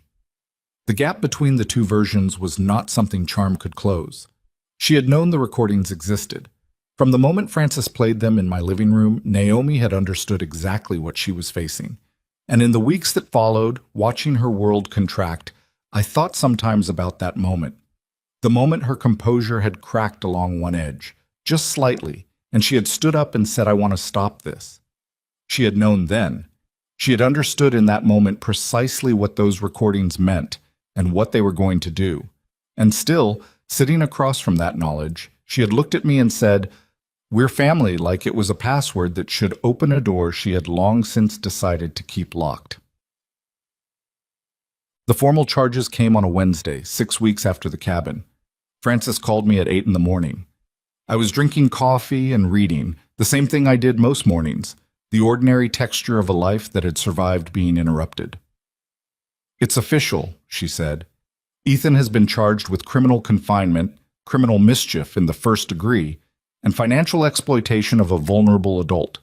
Naomi has been charged as a co-conspirator on the financial exploitation count, and separately with criminal coercion based on the recorded September conversation.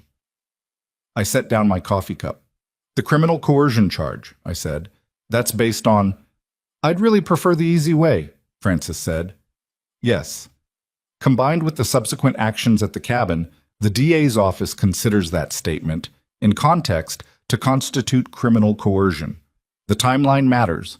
The statement was made, and then specific physical steps were taken that were consistent with following through on it. I sat with that. They'll be arraigned Thursday, Francis continued. Bail will likely be set. This is going to be in the local news. I know. Are you prepared for that? I've been preparing for that since November, I said. She was quiet for a moment. Vivian, I want to ask you something, and I want you to answer it honestly. All right? Is there any part of you, any part at all, that wants to pull back, reduce the charges, accept some kind of private resolution, something that keeps this out of the courts and the papers? I knew why she was asking, not because she thought I should. Francis was not the kind of attorney who pushed clients toward settlements they didn't want. She was asking because she wanted to make sure I knew my own mind, that the answer I was giving her was the answer I actually held, and not a performance of strength I was putting on because backing down felt like weakness. I thought about it honestly. I gave myself 30 full seconds to think about it, which is longer than it sounds. No, I said. Okay. If I pull back now, it means what happened in that cabin was something I can be paid or pressured to absorb, I said. It means the next woman this happens to, the next woman who ends up in a dark room with nailed plywood over the windows because her child decided she was more valuable gone than present. It means what happened to her was also something that can be managed quietly. I paused. I'm not willing to be quietly managed. Not anymore. Another brief silence.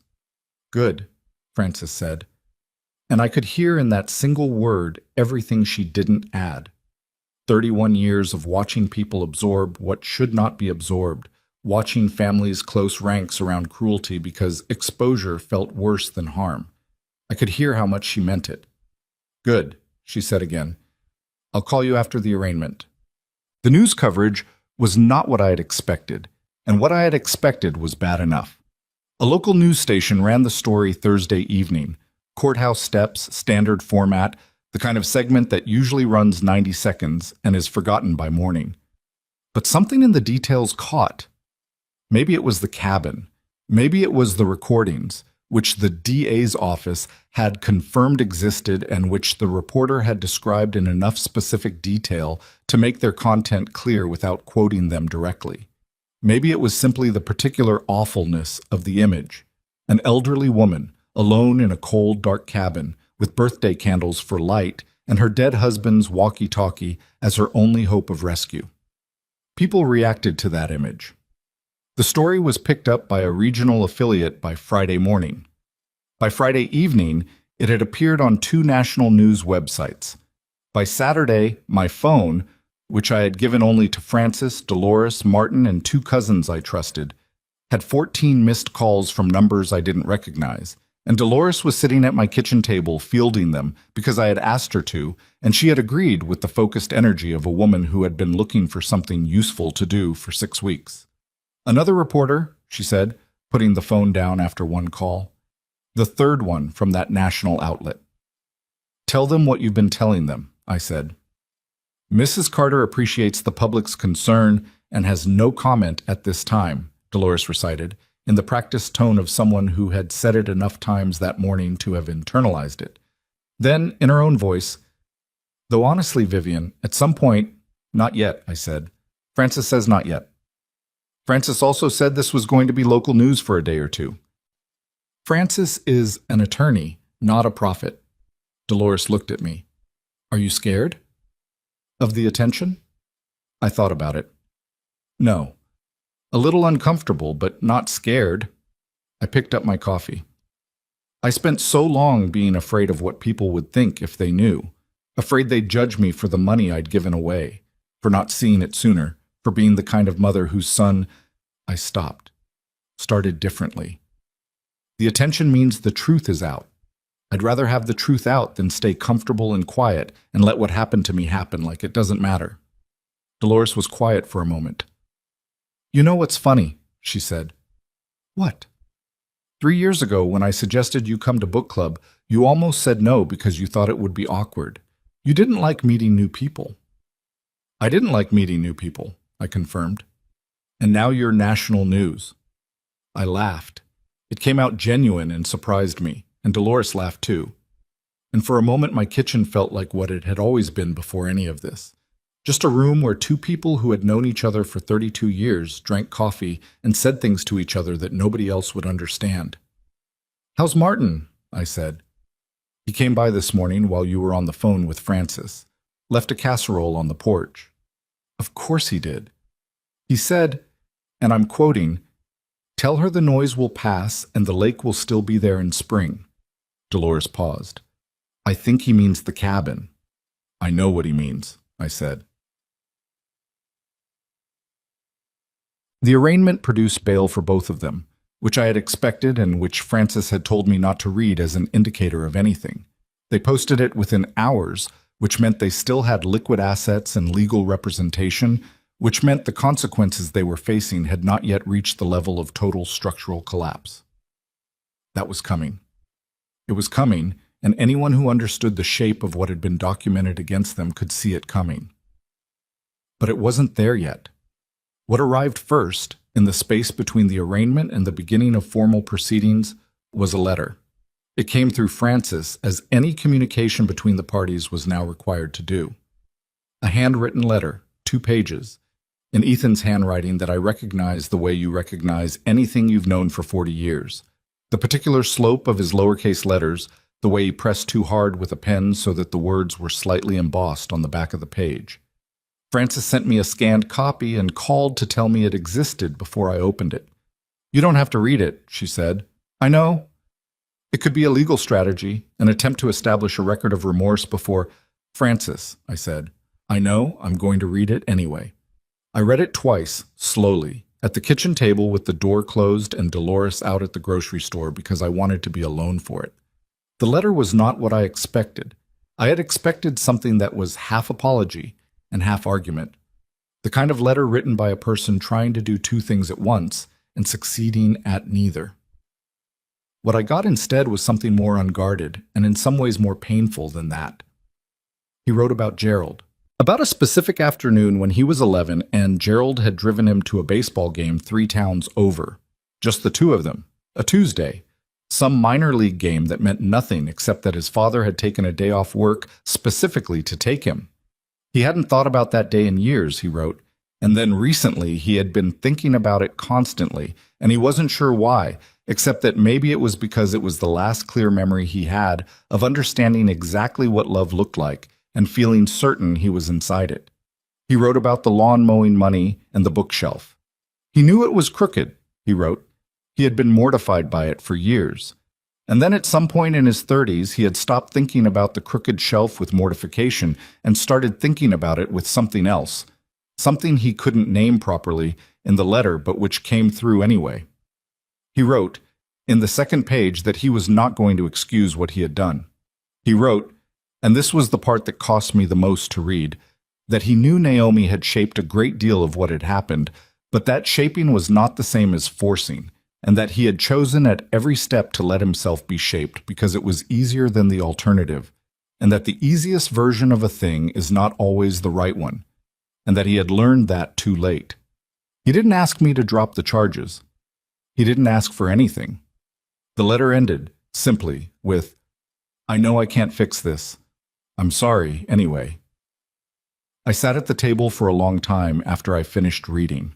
Then I folded the letter and put it in the drawer where I kept important things, and I went and made more coffee, and I stood at the window and looked at the November yard and thought about what love is when it has been broken and what, if anything, it is after. I didn't have an answer. I'm not sure there is one that fits neatly. What I had was the knowledge that a letter, however honest, was not accountability. A letter was words. Accountability was standing in the consequences of what you had done without flinching, the same way you had required someone else to stand in the consequences of what you had done to them.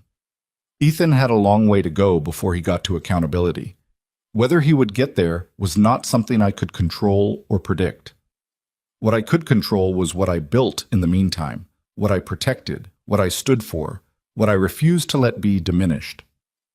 The civil proceedings began in January. Francis had told me the civil action, the financial exploitation claim, the property damage, would run parallel to the criminal process and might actually resolve faster. She was right about the speed. By late January, we were in a conference room at her firm with opposing counsel, and the shape of what Ethan and Naomi faced in terms of financial liability had been laid out in the specific, unambiguous language of numbers. Their attorney, a man named Cresswell, who had the slightly rumpled look of someone who had taken a case he now regretted, pushed for mediation.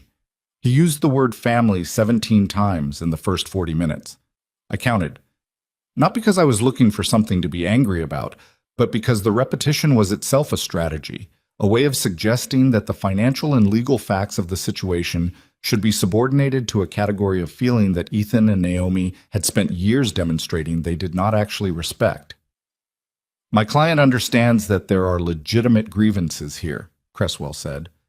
"He's prepared to discuss a repayment structure for the outstanding loan amounts and to address the property damage from the cabin and he hopes that an agreement in that direction might allow the parties to begin rebuilding. The outstanding loan amount plus applicable interest and penalties, Francis said. The property damage at the cabin, assessed at current repair costs. Compensatory damages for the confinement. An assigned agreement stipulating that neither party will contest or challenge Mrs. Carter's estate planning in any current or future form. She paused. That's the floor, not the ceiling. Cresswell looked at Ethan. Ethan was sitting across the table from me for the first time since the living room.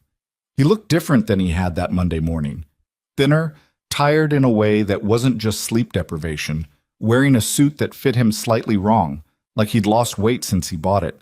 Naomi was not there. Their attorneys had advised them to attend separately, which told me everything about how unified their position still was. He looked at me once, directly, at the beginning of the session. I looked back.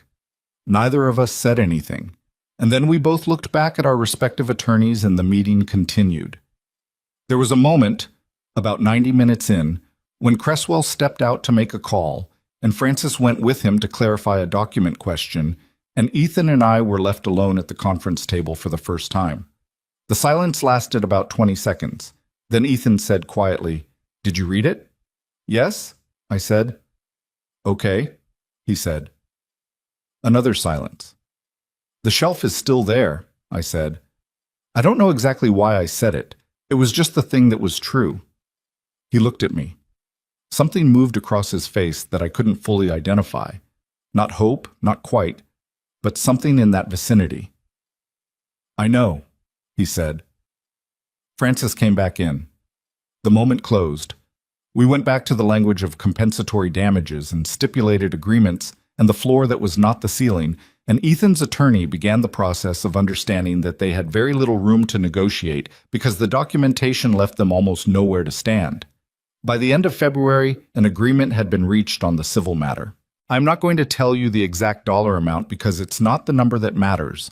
What matters is that it was sufficient, and that every cent of it went directly into the foundation I was in the process of establishing, not into my personal accounts, not into anything with my name on it, except as the signature of the person who had made it possible. Into the foundation, into something that would outlast all of this. The criminal proceedings took longer. They always do. Ethan pled guilty to a reduced charge in March. Criminal confinement reduced through negotiation, the financial exploitation charge maintained. He received a suspended sentence, probation, mandatory counseling, and community service. It was not by the measure of what he had done, a devastating legal outcome. Francis told me to expect that. She told me the criminal justice system and my sense of justice were not the same instrument, and that expecting one to fully deliver the other was a reliable path to bitterness. She told me to focus on what the guilty plea meant. Not the sentence, but the admission. The formal, legal, on-the-record admission that what had happened in that cabin had happened, that it had been wrong, that there was no version of events in which it was anything else. Naomi's case took another 2 months. She fought harder than Ethan had. She had more to prove, or more to lose, or simply more of the kind of determination that had always driven her. But the recordings were what they were, and the DA's office had built carefully, and in May she pled guilty to criminal coercion and received probation and a fine that her depleted client list made genuinely painful to pay. The last client had ended their contract in April. The morning I found out about Naomi's plea, I was at the cabin. I had gone out in late April, the first time since October, and I had done exactly what I told Dolores I would do. I had sat on the porch and watched the lake and stayed as long as I wanted. I had brought food and good coffee and Gerald's flannel blanket that smelled like cedar, and I had sat in the spring sun, and I had let the water just be water. I'd had Martin come out the week before and fix the roof. He'd brought a neighbor's son to help, and they'd spent a Saturday up there. And when I arrived, the cabin was sound and dry and smelled like sawdust and possibility in roughly equal measure. Francis texted me the news about Naomi's plea while I was sitting on the porch with the third cup of coffee. I read it. I set the phone face down on the porch railing. I looked at the lake.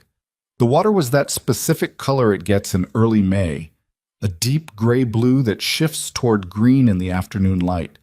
The color Gerald had always said couldn't be reproduced in paint, that you had to be there in person to actually see it. He was right about that. He was right about a lot of things that I hadn't fully appreciated until after he was gone. I sat there for a long time. I thought about the $61,000, not with grief now, but with the clear-eyed reckoning of a person who has finally stopped performing emotions they don't quite feel. It was money. It was gone. What replaced it? The foundation, the documented truth, the legal record, the porch in the May morning, was not money, but it was not nothing either. I thought about Ethan's letter in the drawer at home. I thought about the crooked bookshelf. I thought about a 19-year-old boy at his father's funeral, lost, not sure where the ground was. I thought about the woman who had nailed plywood over her windows, and I thought, that was not the end. You thought it was the end, and it wasn't. I picked up the phone and I called Dolores. It's over, I said. I know, she said. Frances called me. Of course she did. Where are you? The cabin. Of course you are. A pause, warm and long and full of 32 years. How does it look?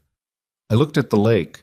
The light was moving on the water the way it always did in May, shifting and unreproducible, something you had to be there in person to actually see. It looks like mine, I said. Summer came to the cabin the way it always had, without asking permission, without ceremony, in the particular slow accumulation of warmth and light that Gerald used to say was the lake's way of reminding you it had been there long before you arrived and would be there long after.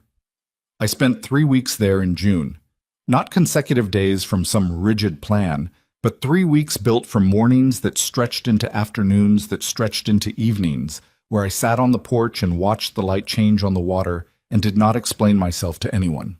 I read 4 books. I fixed the screen door that had been sticking since 2019. I learned at 66 years old that I could sit in complete silence for 2 hours without becoming anxious about what I was supposed to be doing instead, which sounds like a small thing and is actually enormous.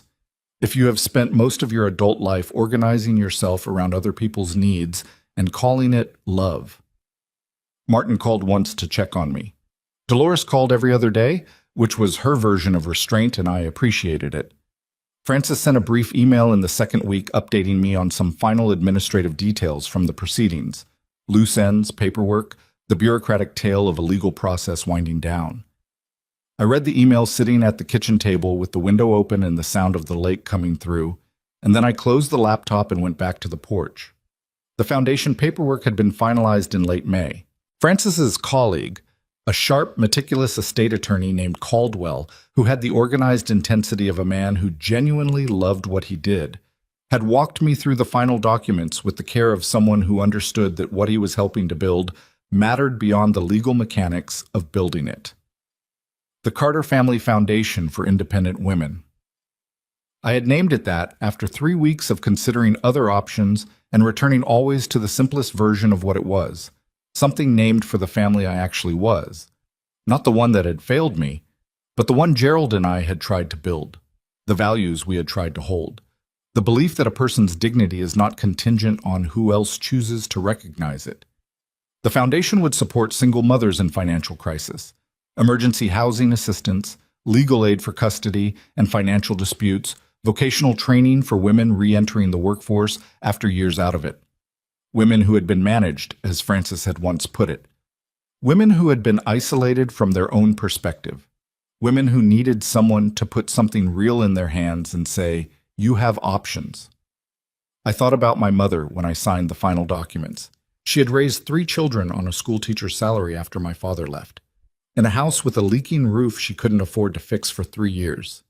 She had never once described herself as a woman in crisis. She had described herself as a person who had work to do, which is a different way of understanding the same circumstances. I wish she were alive to see this. I wished I could hand her the folder with the foundation documents and watch her read it. I signed my name and thought of her and felt, in the complicated, layered way that grief and pride can occupy the same moment, that she would have understood exactly what this was. Ethan came in July. I had not known he was going to come.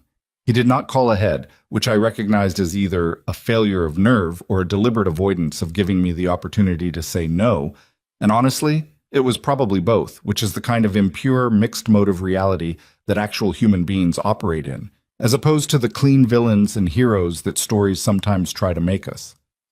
I was on the porch when I heard gravel.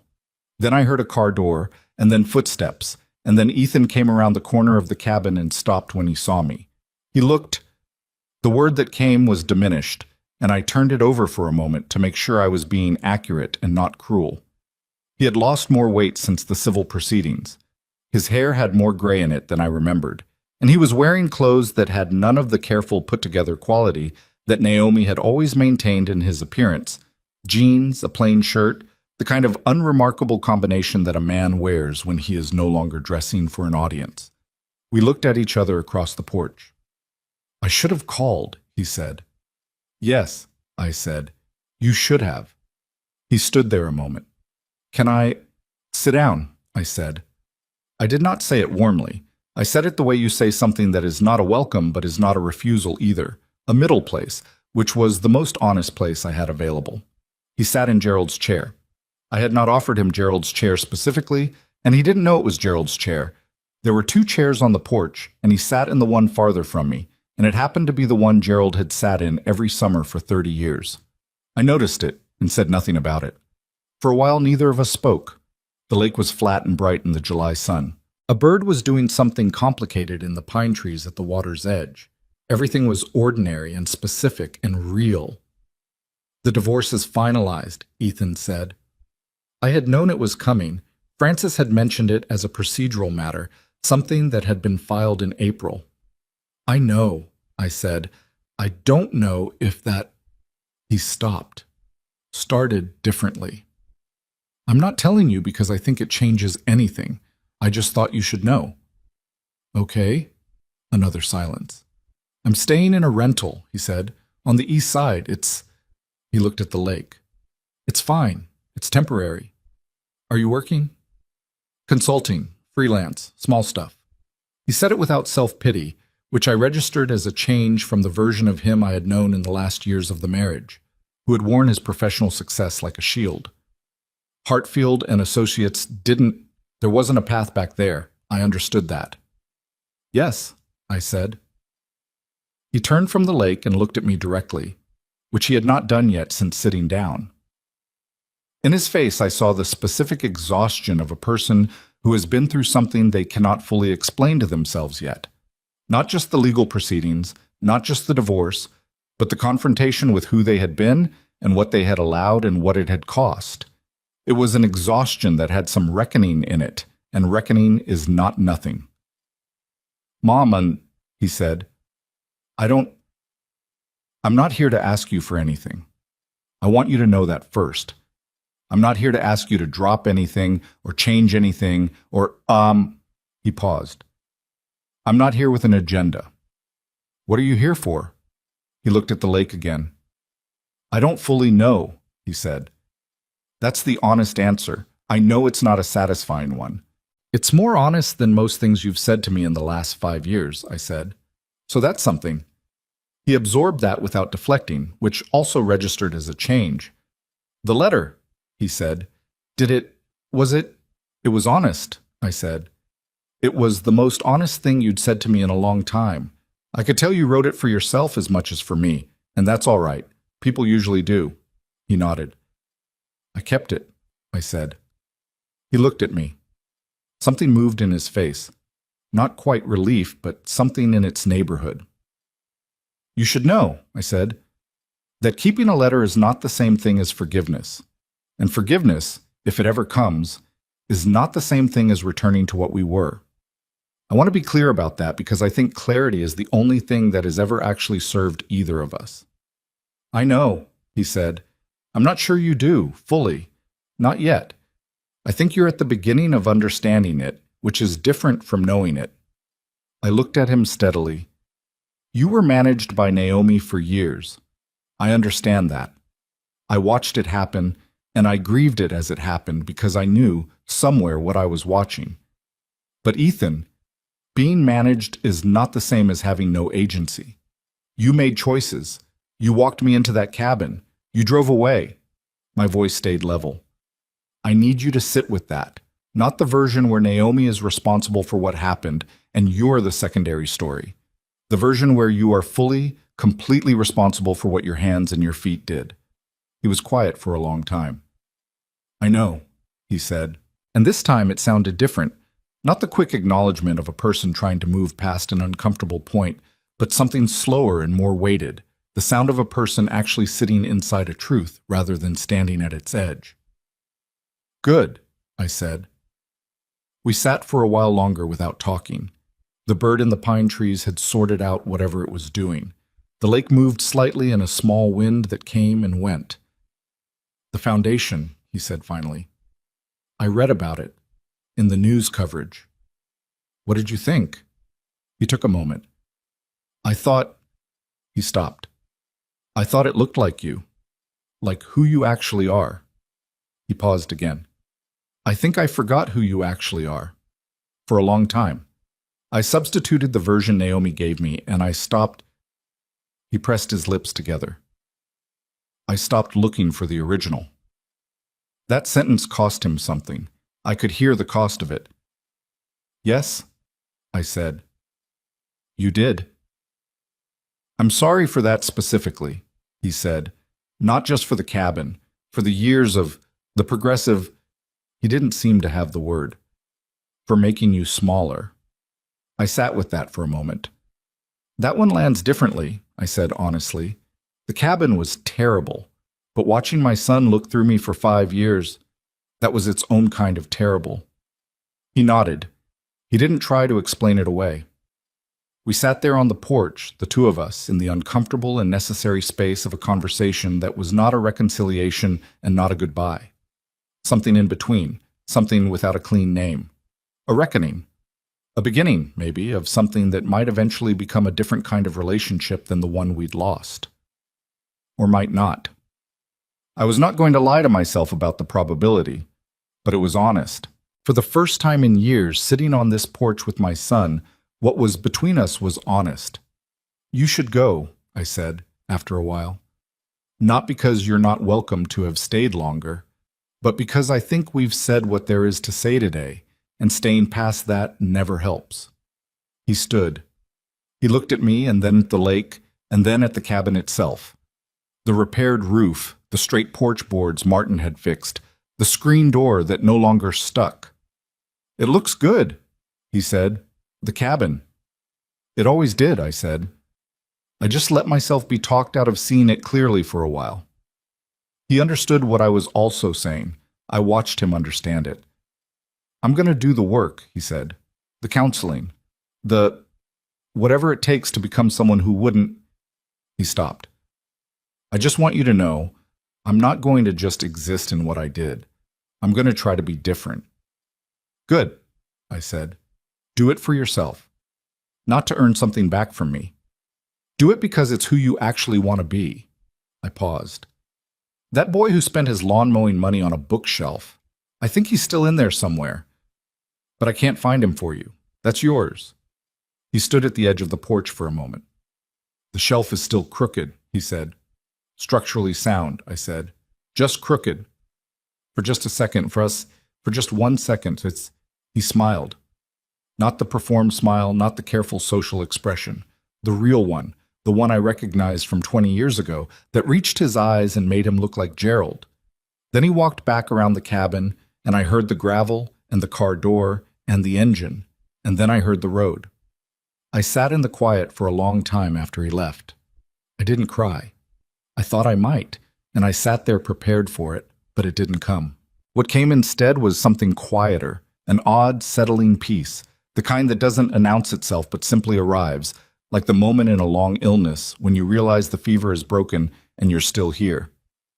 He was not forgiven. Not yet. Maybe eventually, not for his sake, but for mine. Because I had learned over 66 years that carrying unforgiveness is its own kind of imprisonment, and I had been imprisoned enough. But he was seen, clearly, for what he had done and for what he might still become. And so was I. The foundation held its first event in September. A small thing, a reception at the community center, about 40 people, mostly the women who were the first recipients of the assistance fund, and the small group of donors Francis had helped me identify who believed in what we were building. Dolores came. Martin came, wearing a jacket that he had clearly pressed specifically for the occasion and which touched me more than I could adequately express. Frances was there with her reading glasses on the chain, standing near the back with the expression of someone who is pleased with how something has turned out, but doesn't want to make a fuss about it. I gave a short speech. I had written it and rewritten it a dozen times, trying to find the right balance between truth and usefulness, between what had happened to me and what I wanted to put into the world because of it. I did not want to stand at that podium and perform my own suffering for an audience. I wanted to say something that would be worth saying to a room full of people who had, in various ways, been where I had been.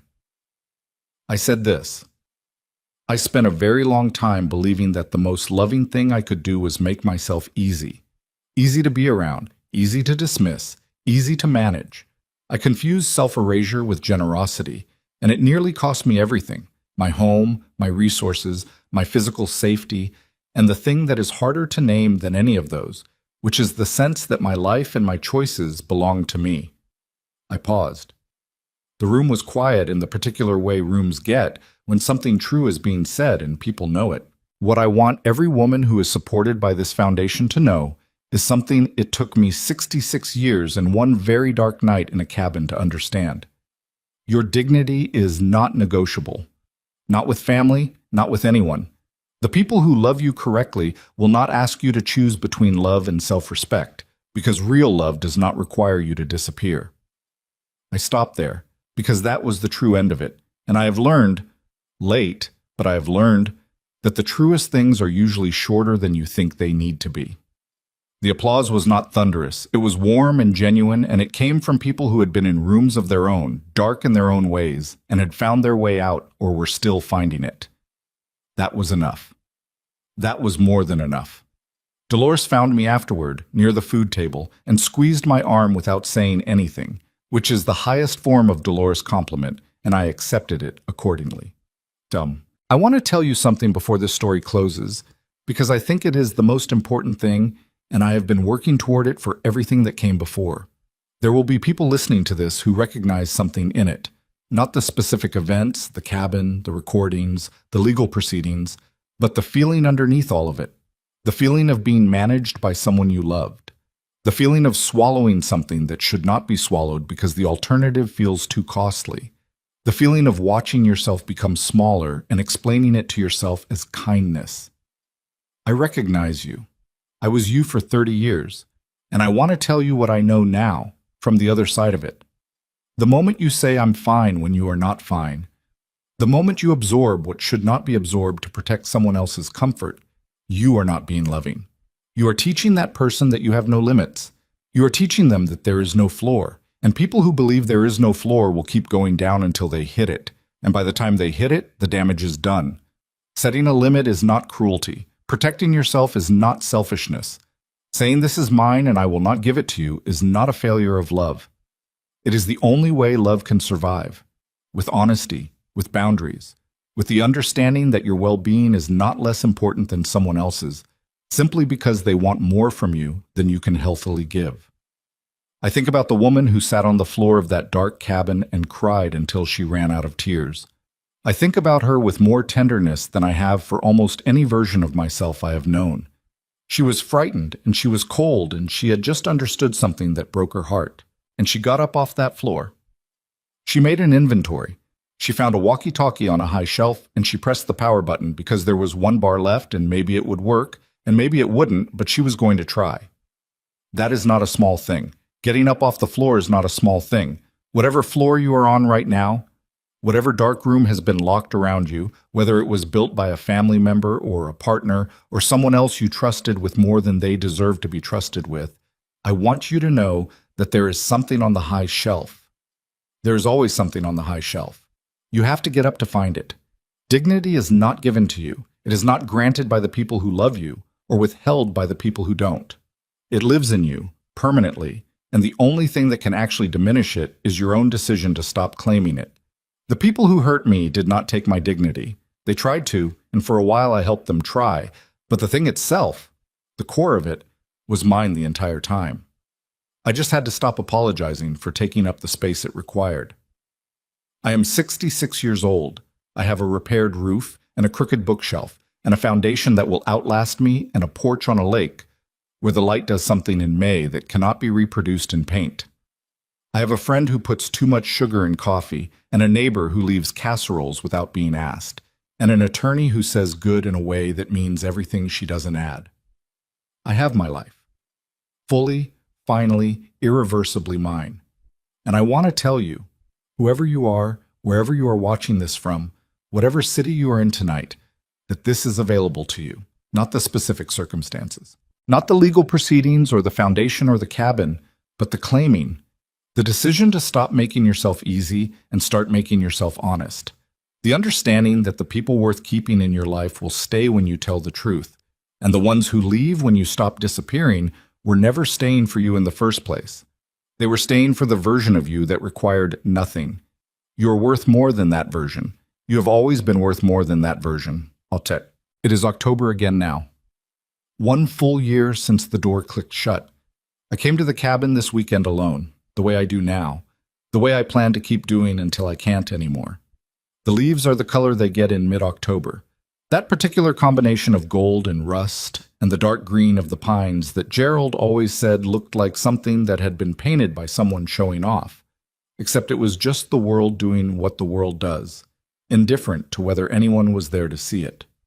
I sat on the porch this morning with the coffee I make exactly how I like it, no concessions, nobody else's preference, and I watched the light come across the water.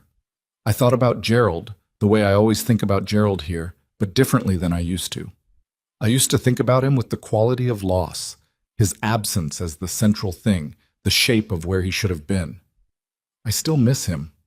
I will miss him until I don't exist anymore to miss anyone, but I think about him differently now, with more of his own presence in it, the actual man rather than the gap, the way he held a door, the way he said most good things are when you first find them, the way he bought a falling-apart cabin with everything we had and was right about what it could become. I think he would have been angry about the cabin, specifically, properly, protectively angry in the way that decent men get angry when someone they love has been harmed.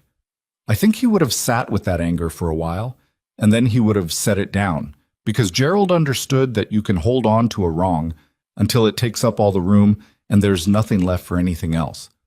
I think he would have been proud of the foundation. I think he would have looked at the repaired roof and the straight porch boards and said something like, "See, I told you it was worth keeping." He would have been right. I finished my coffee.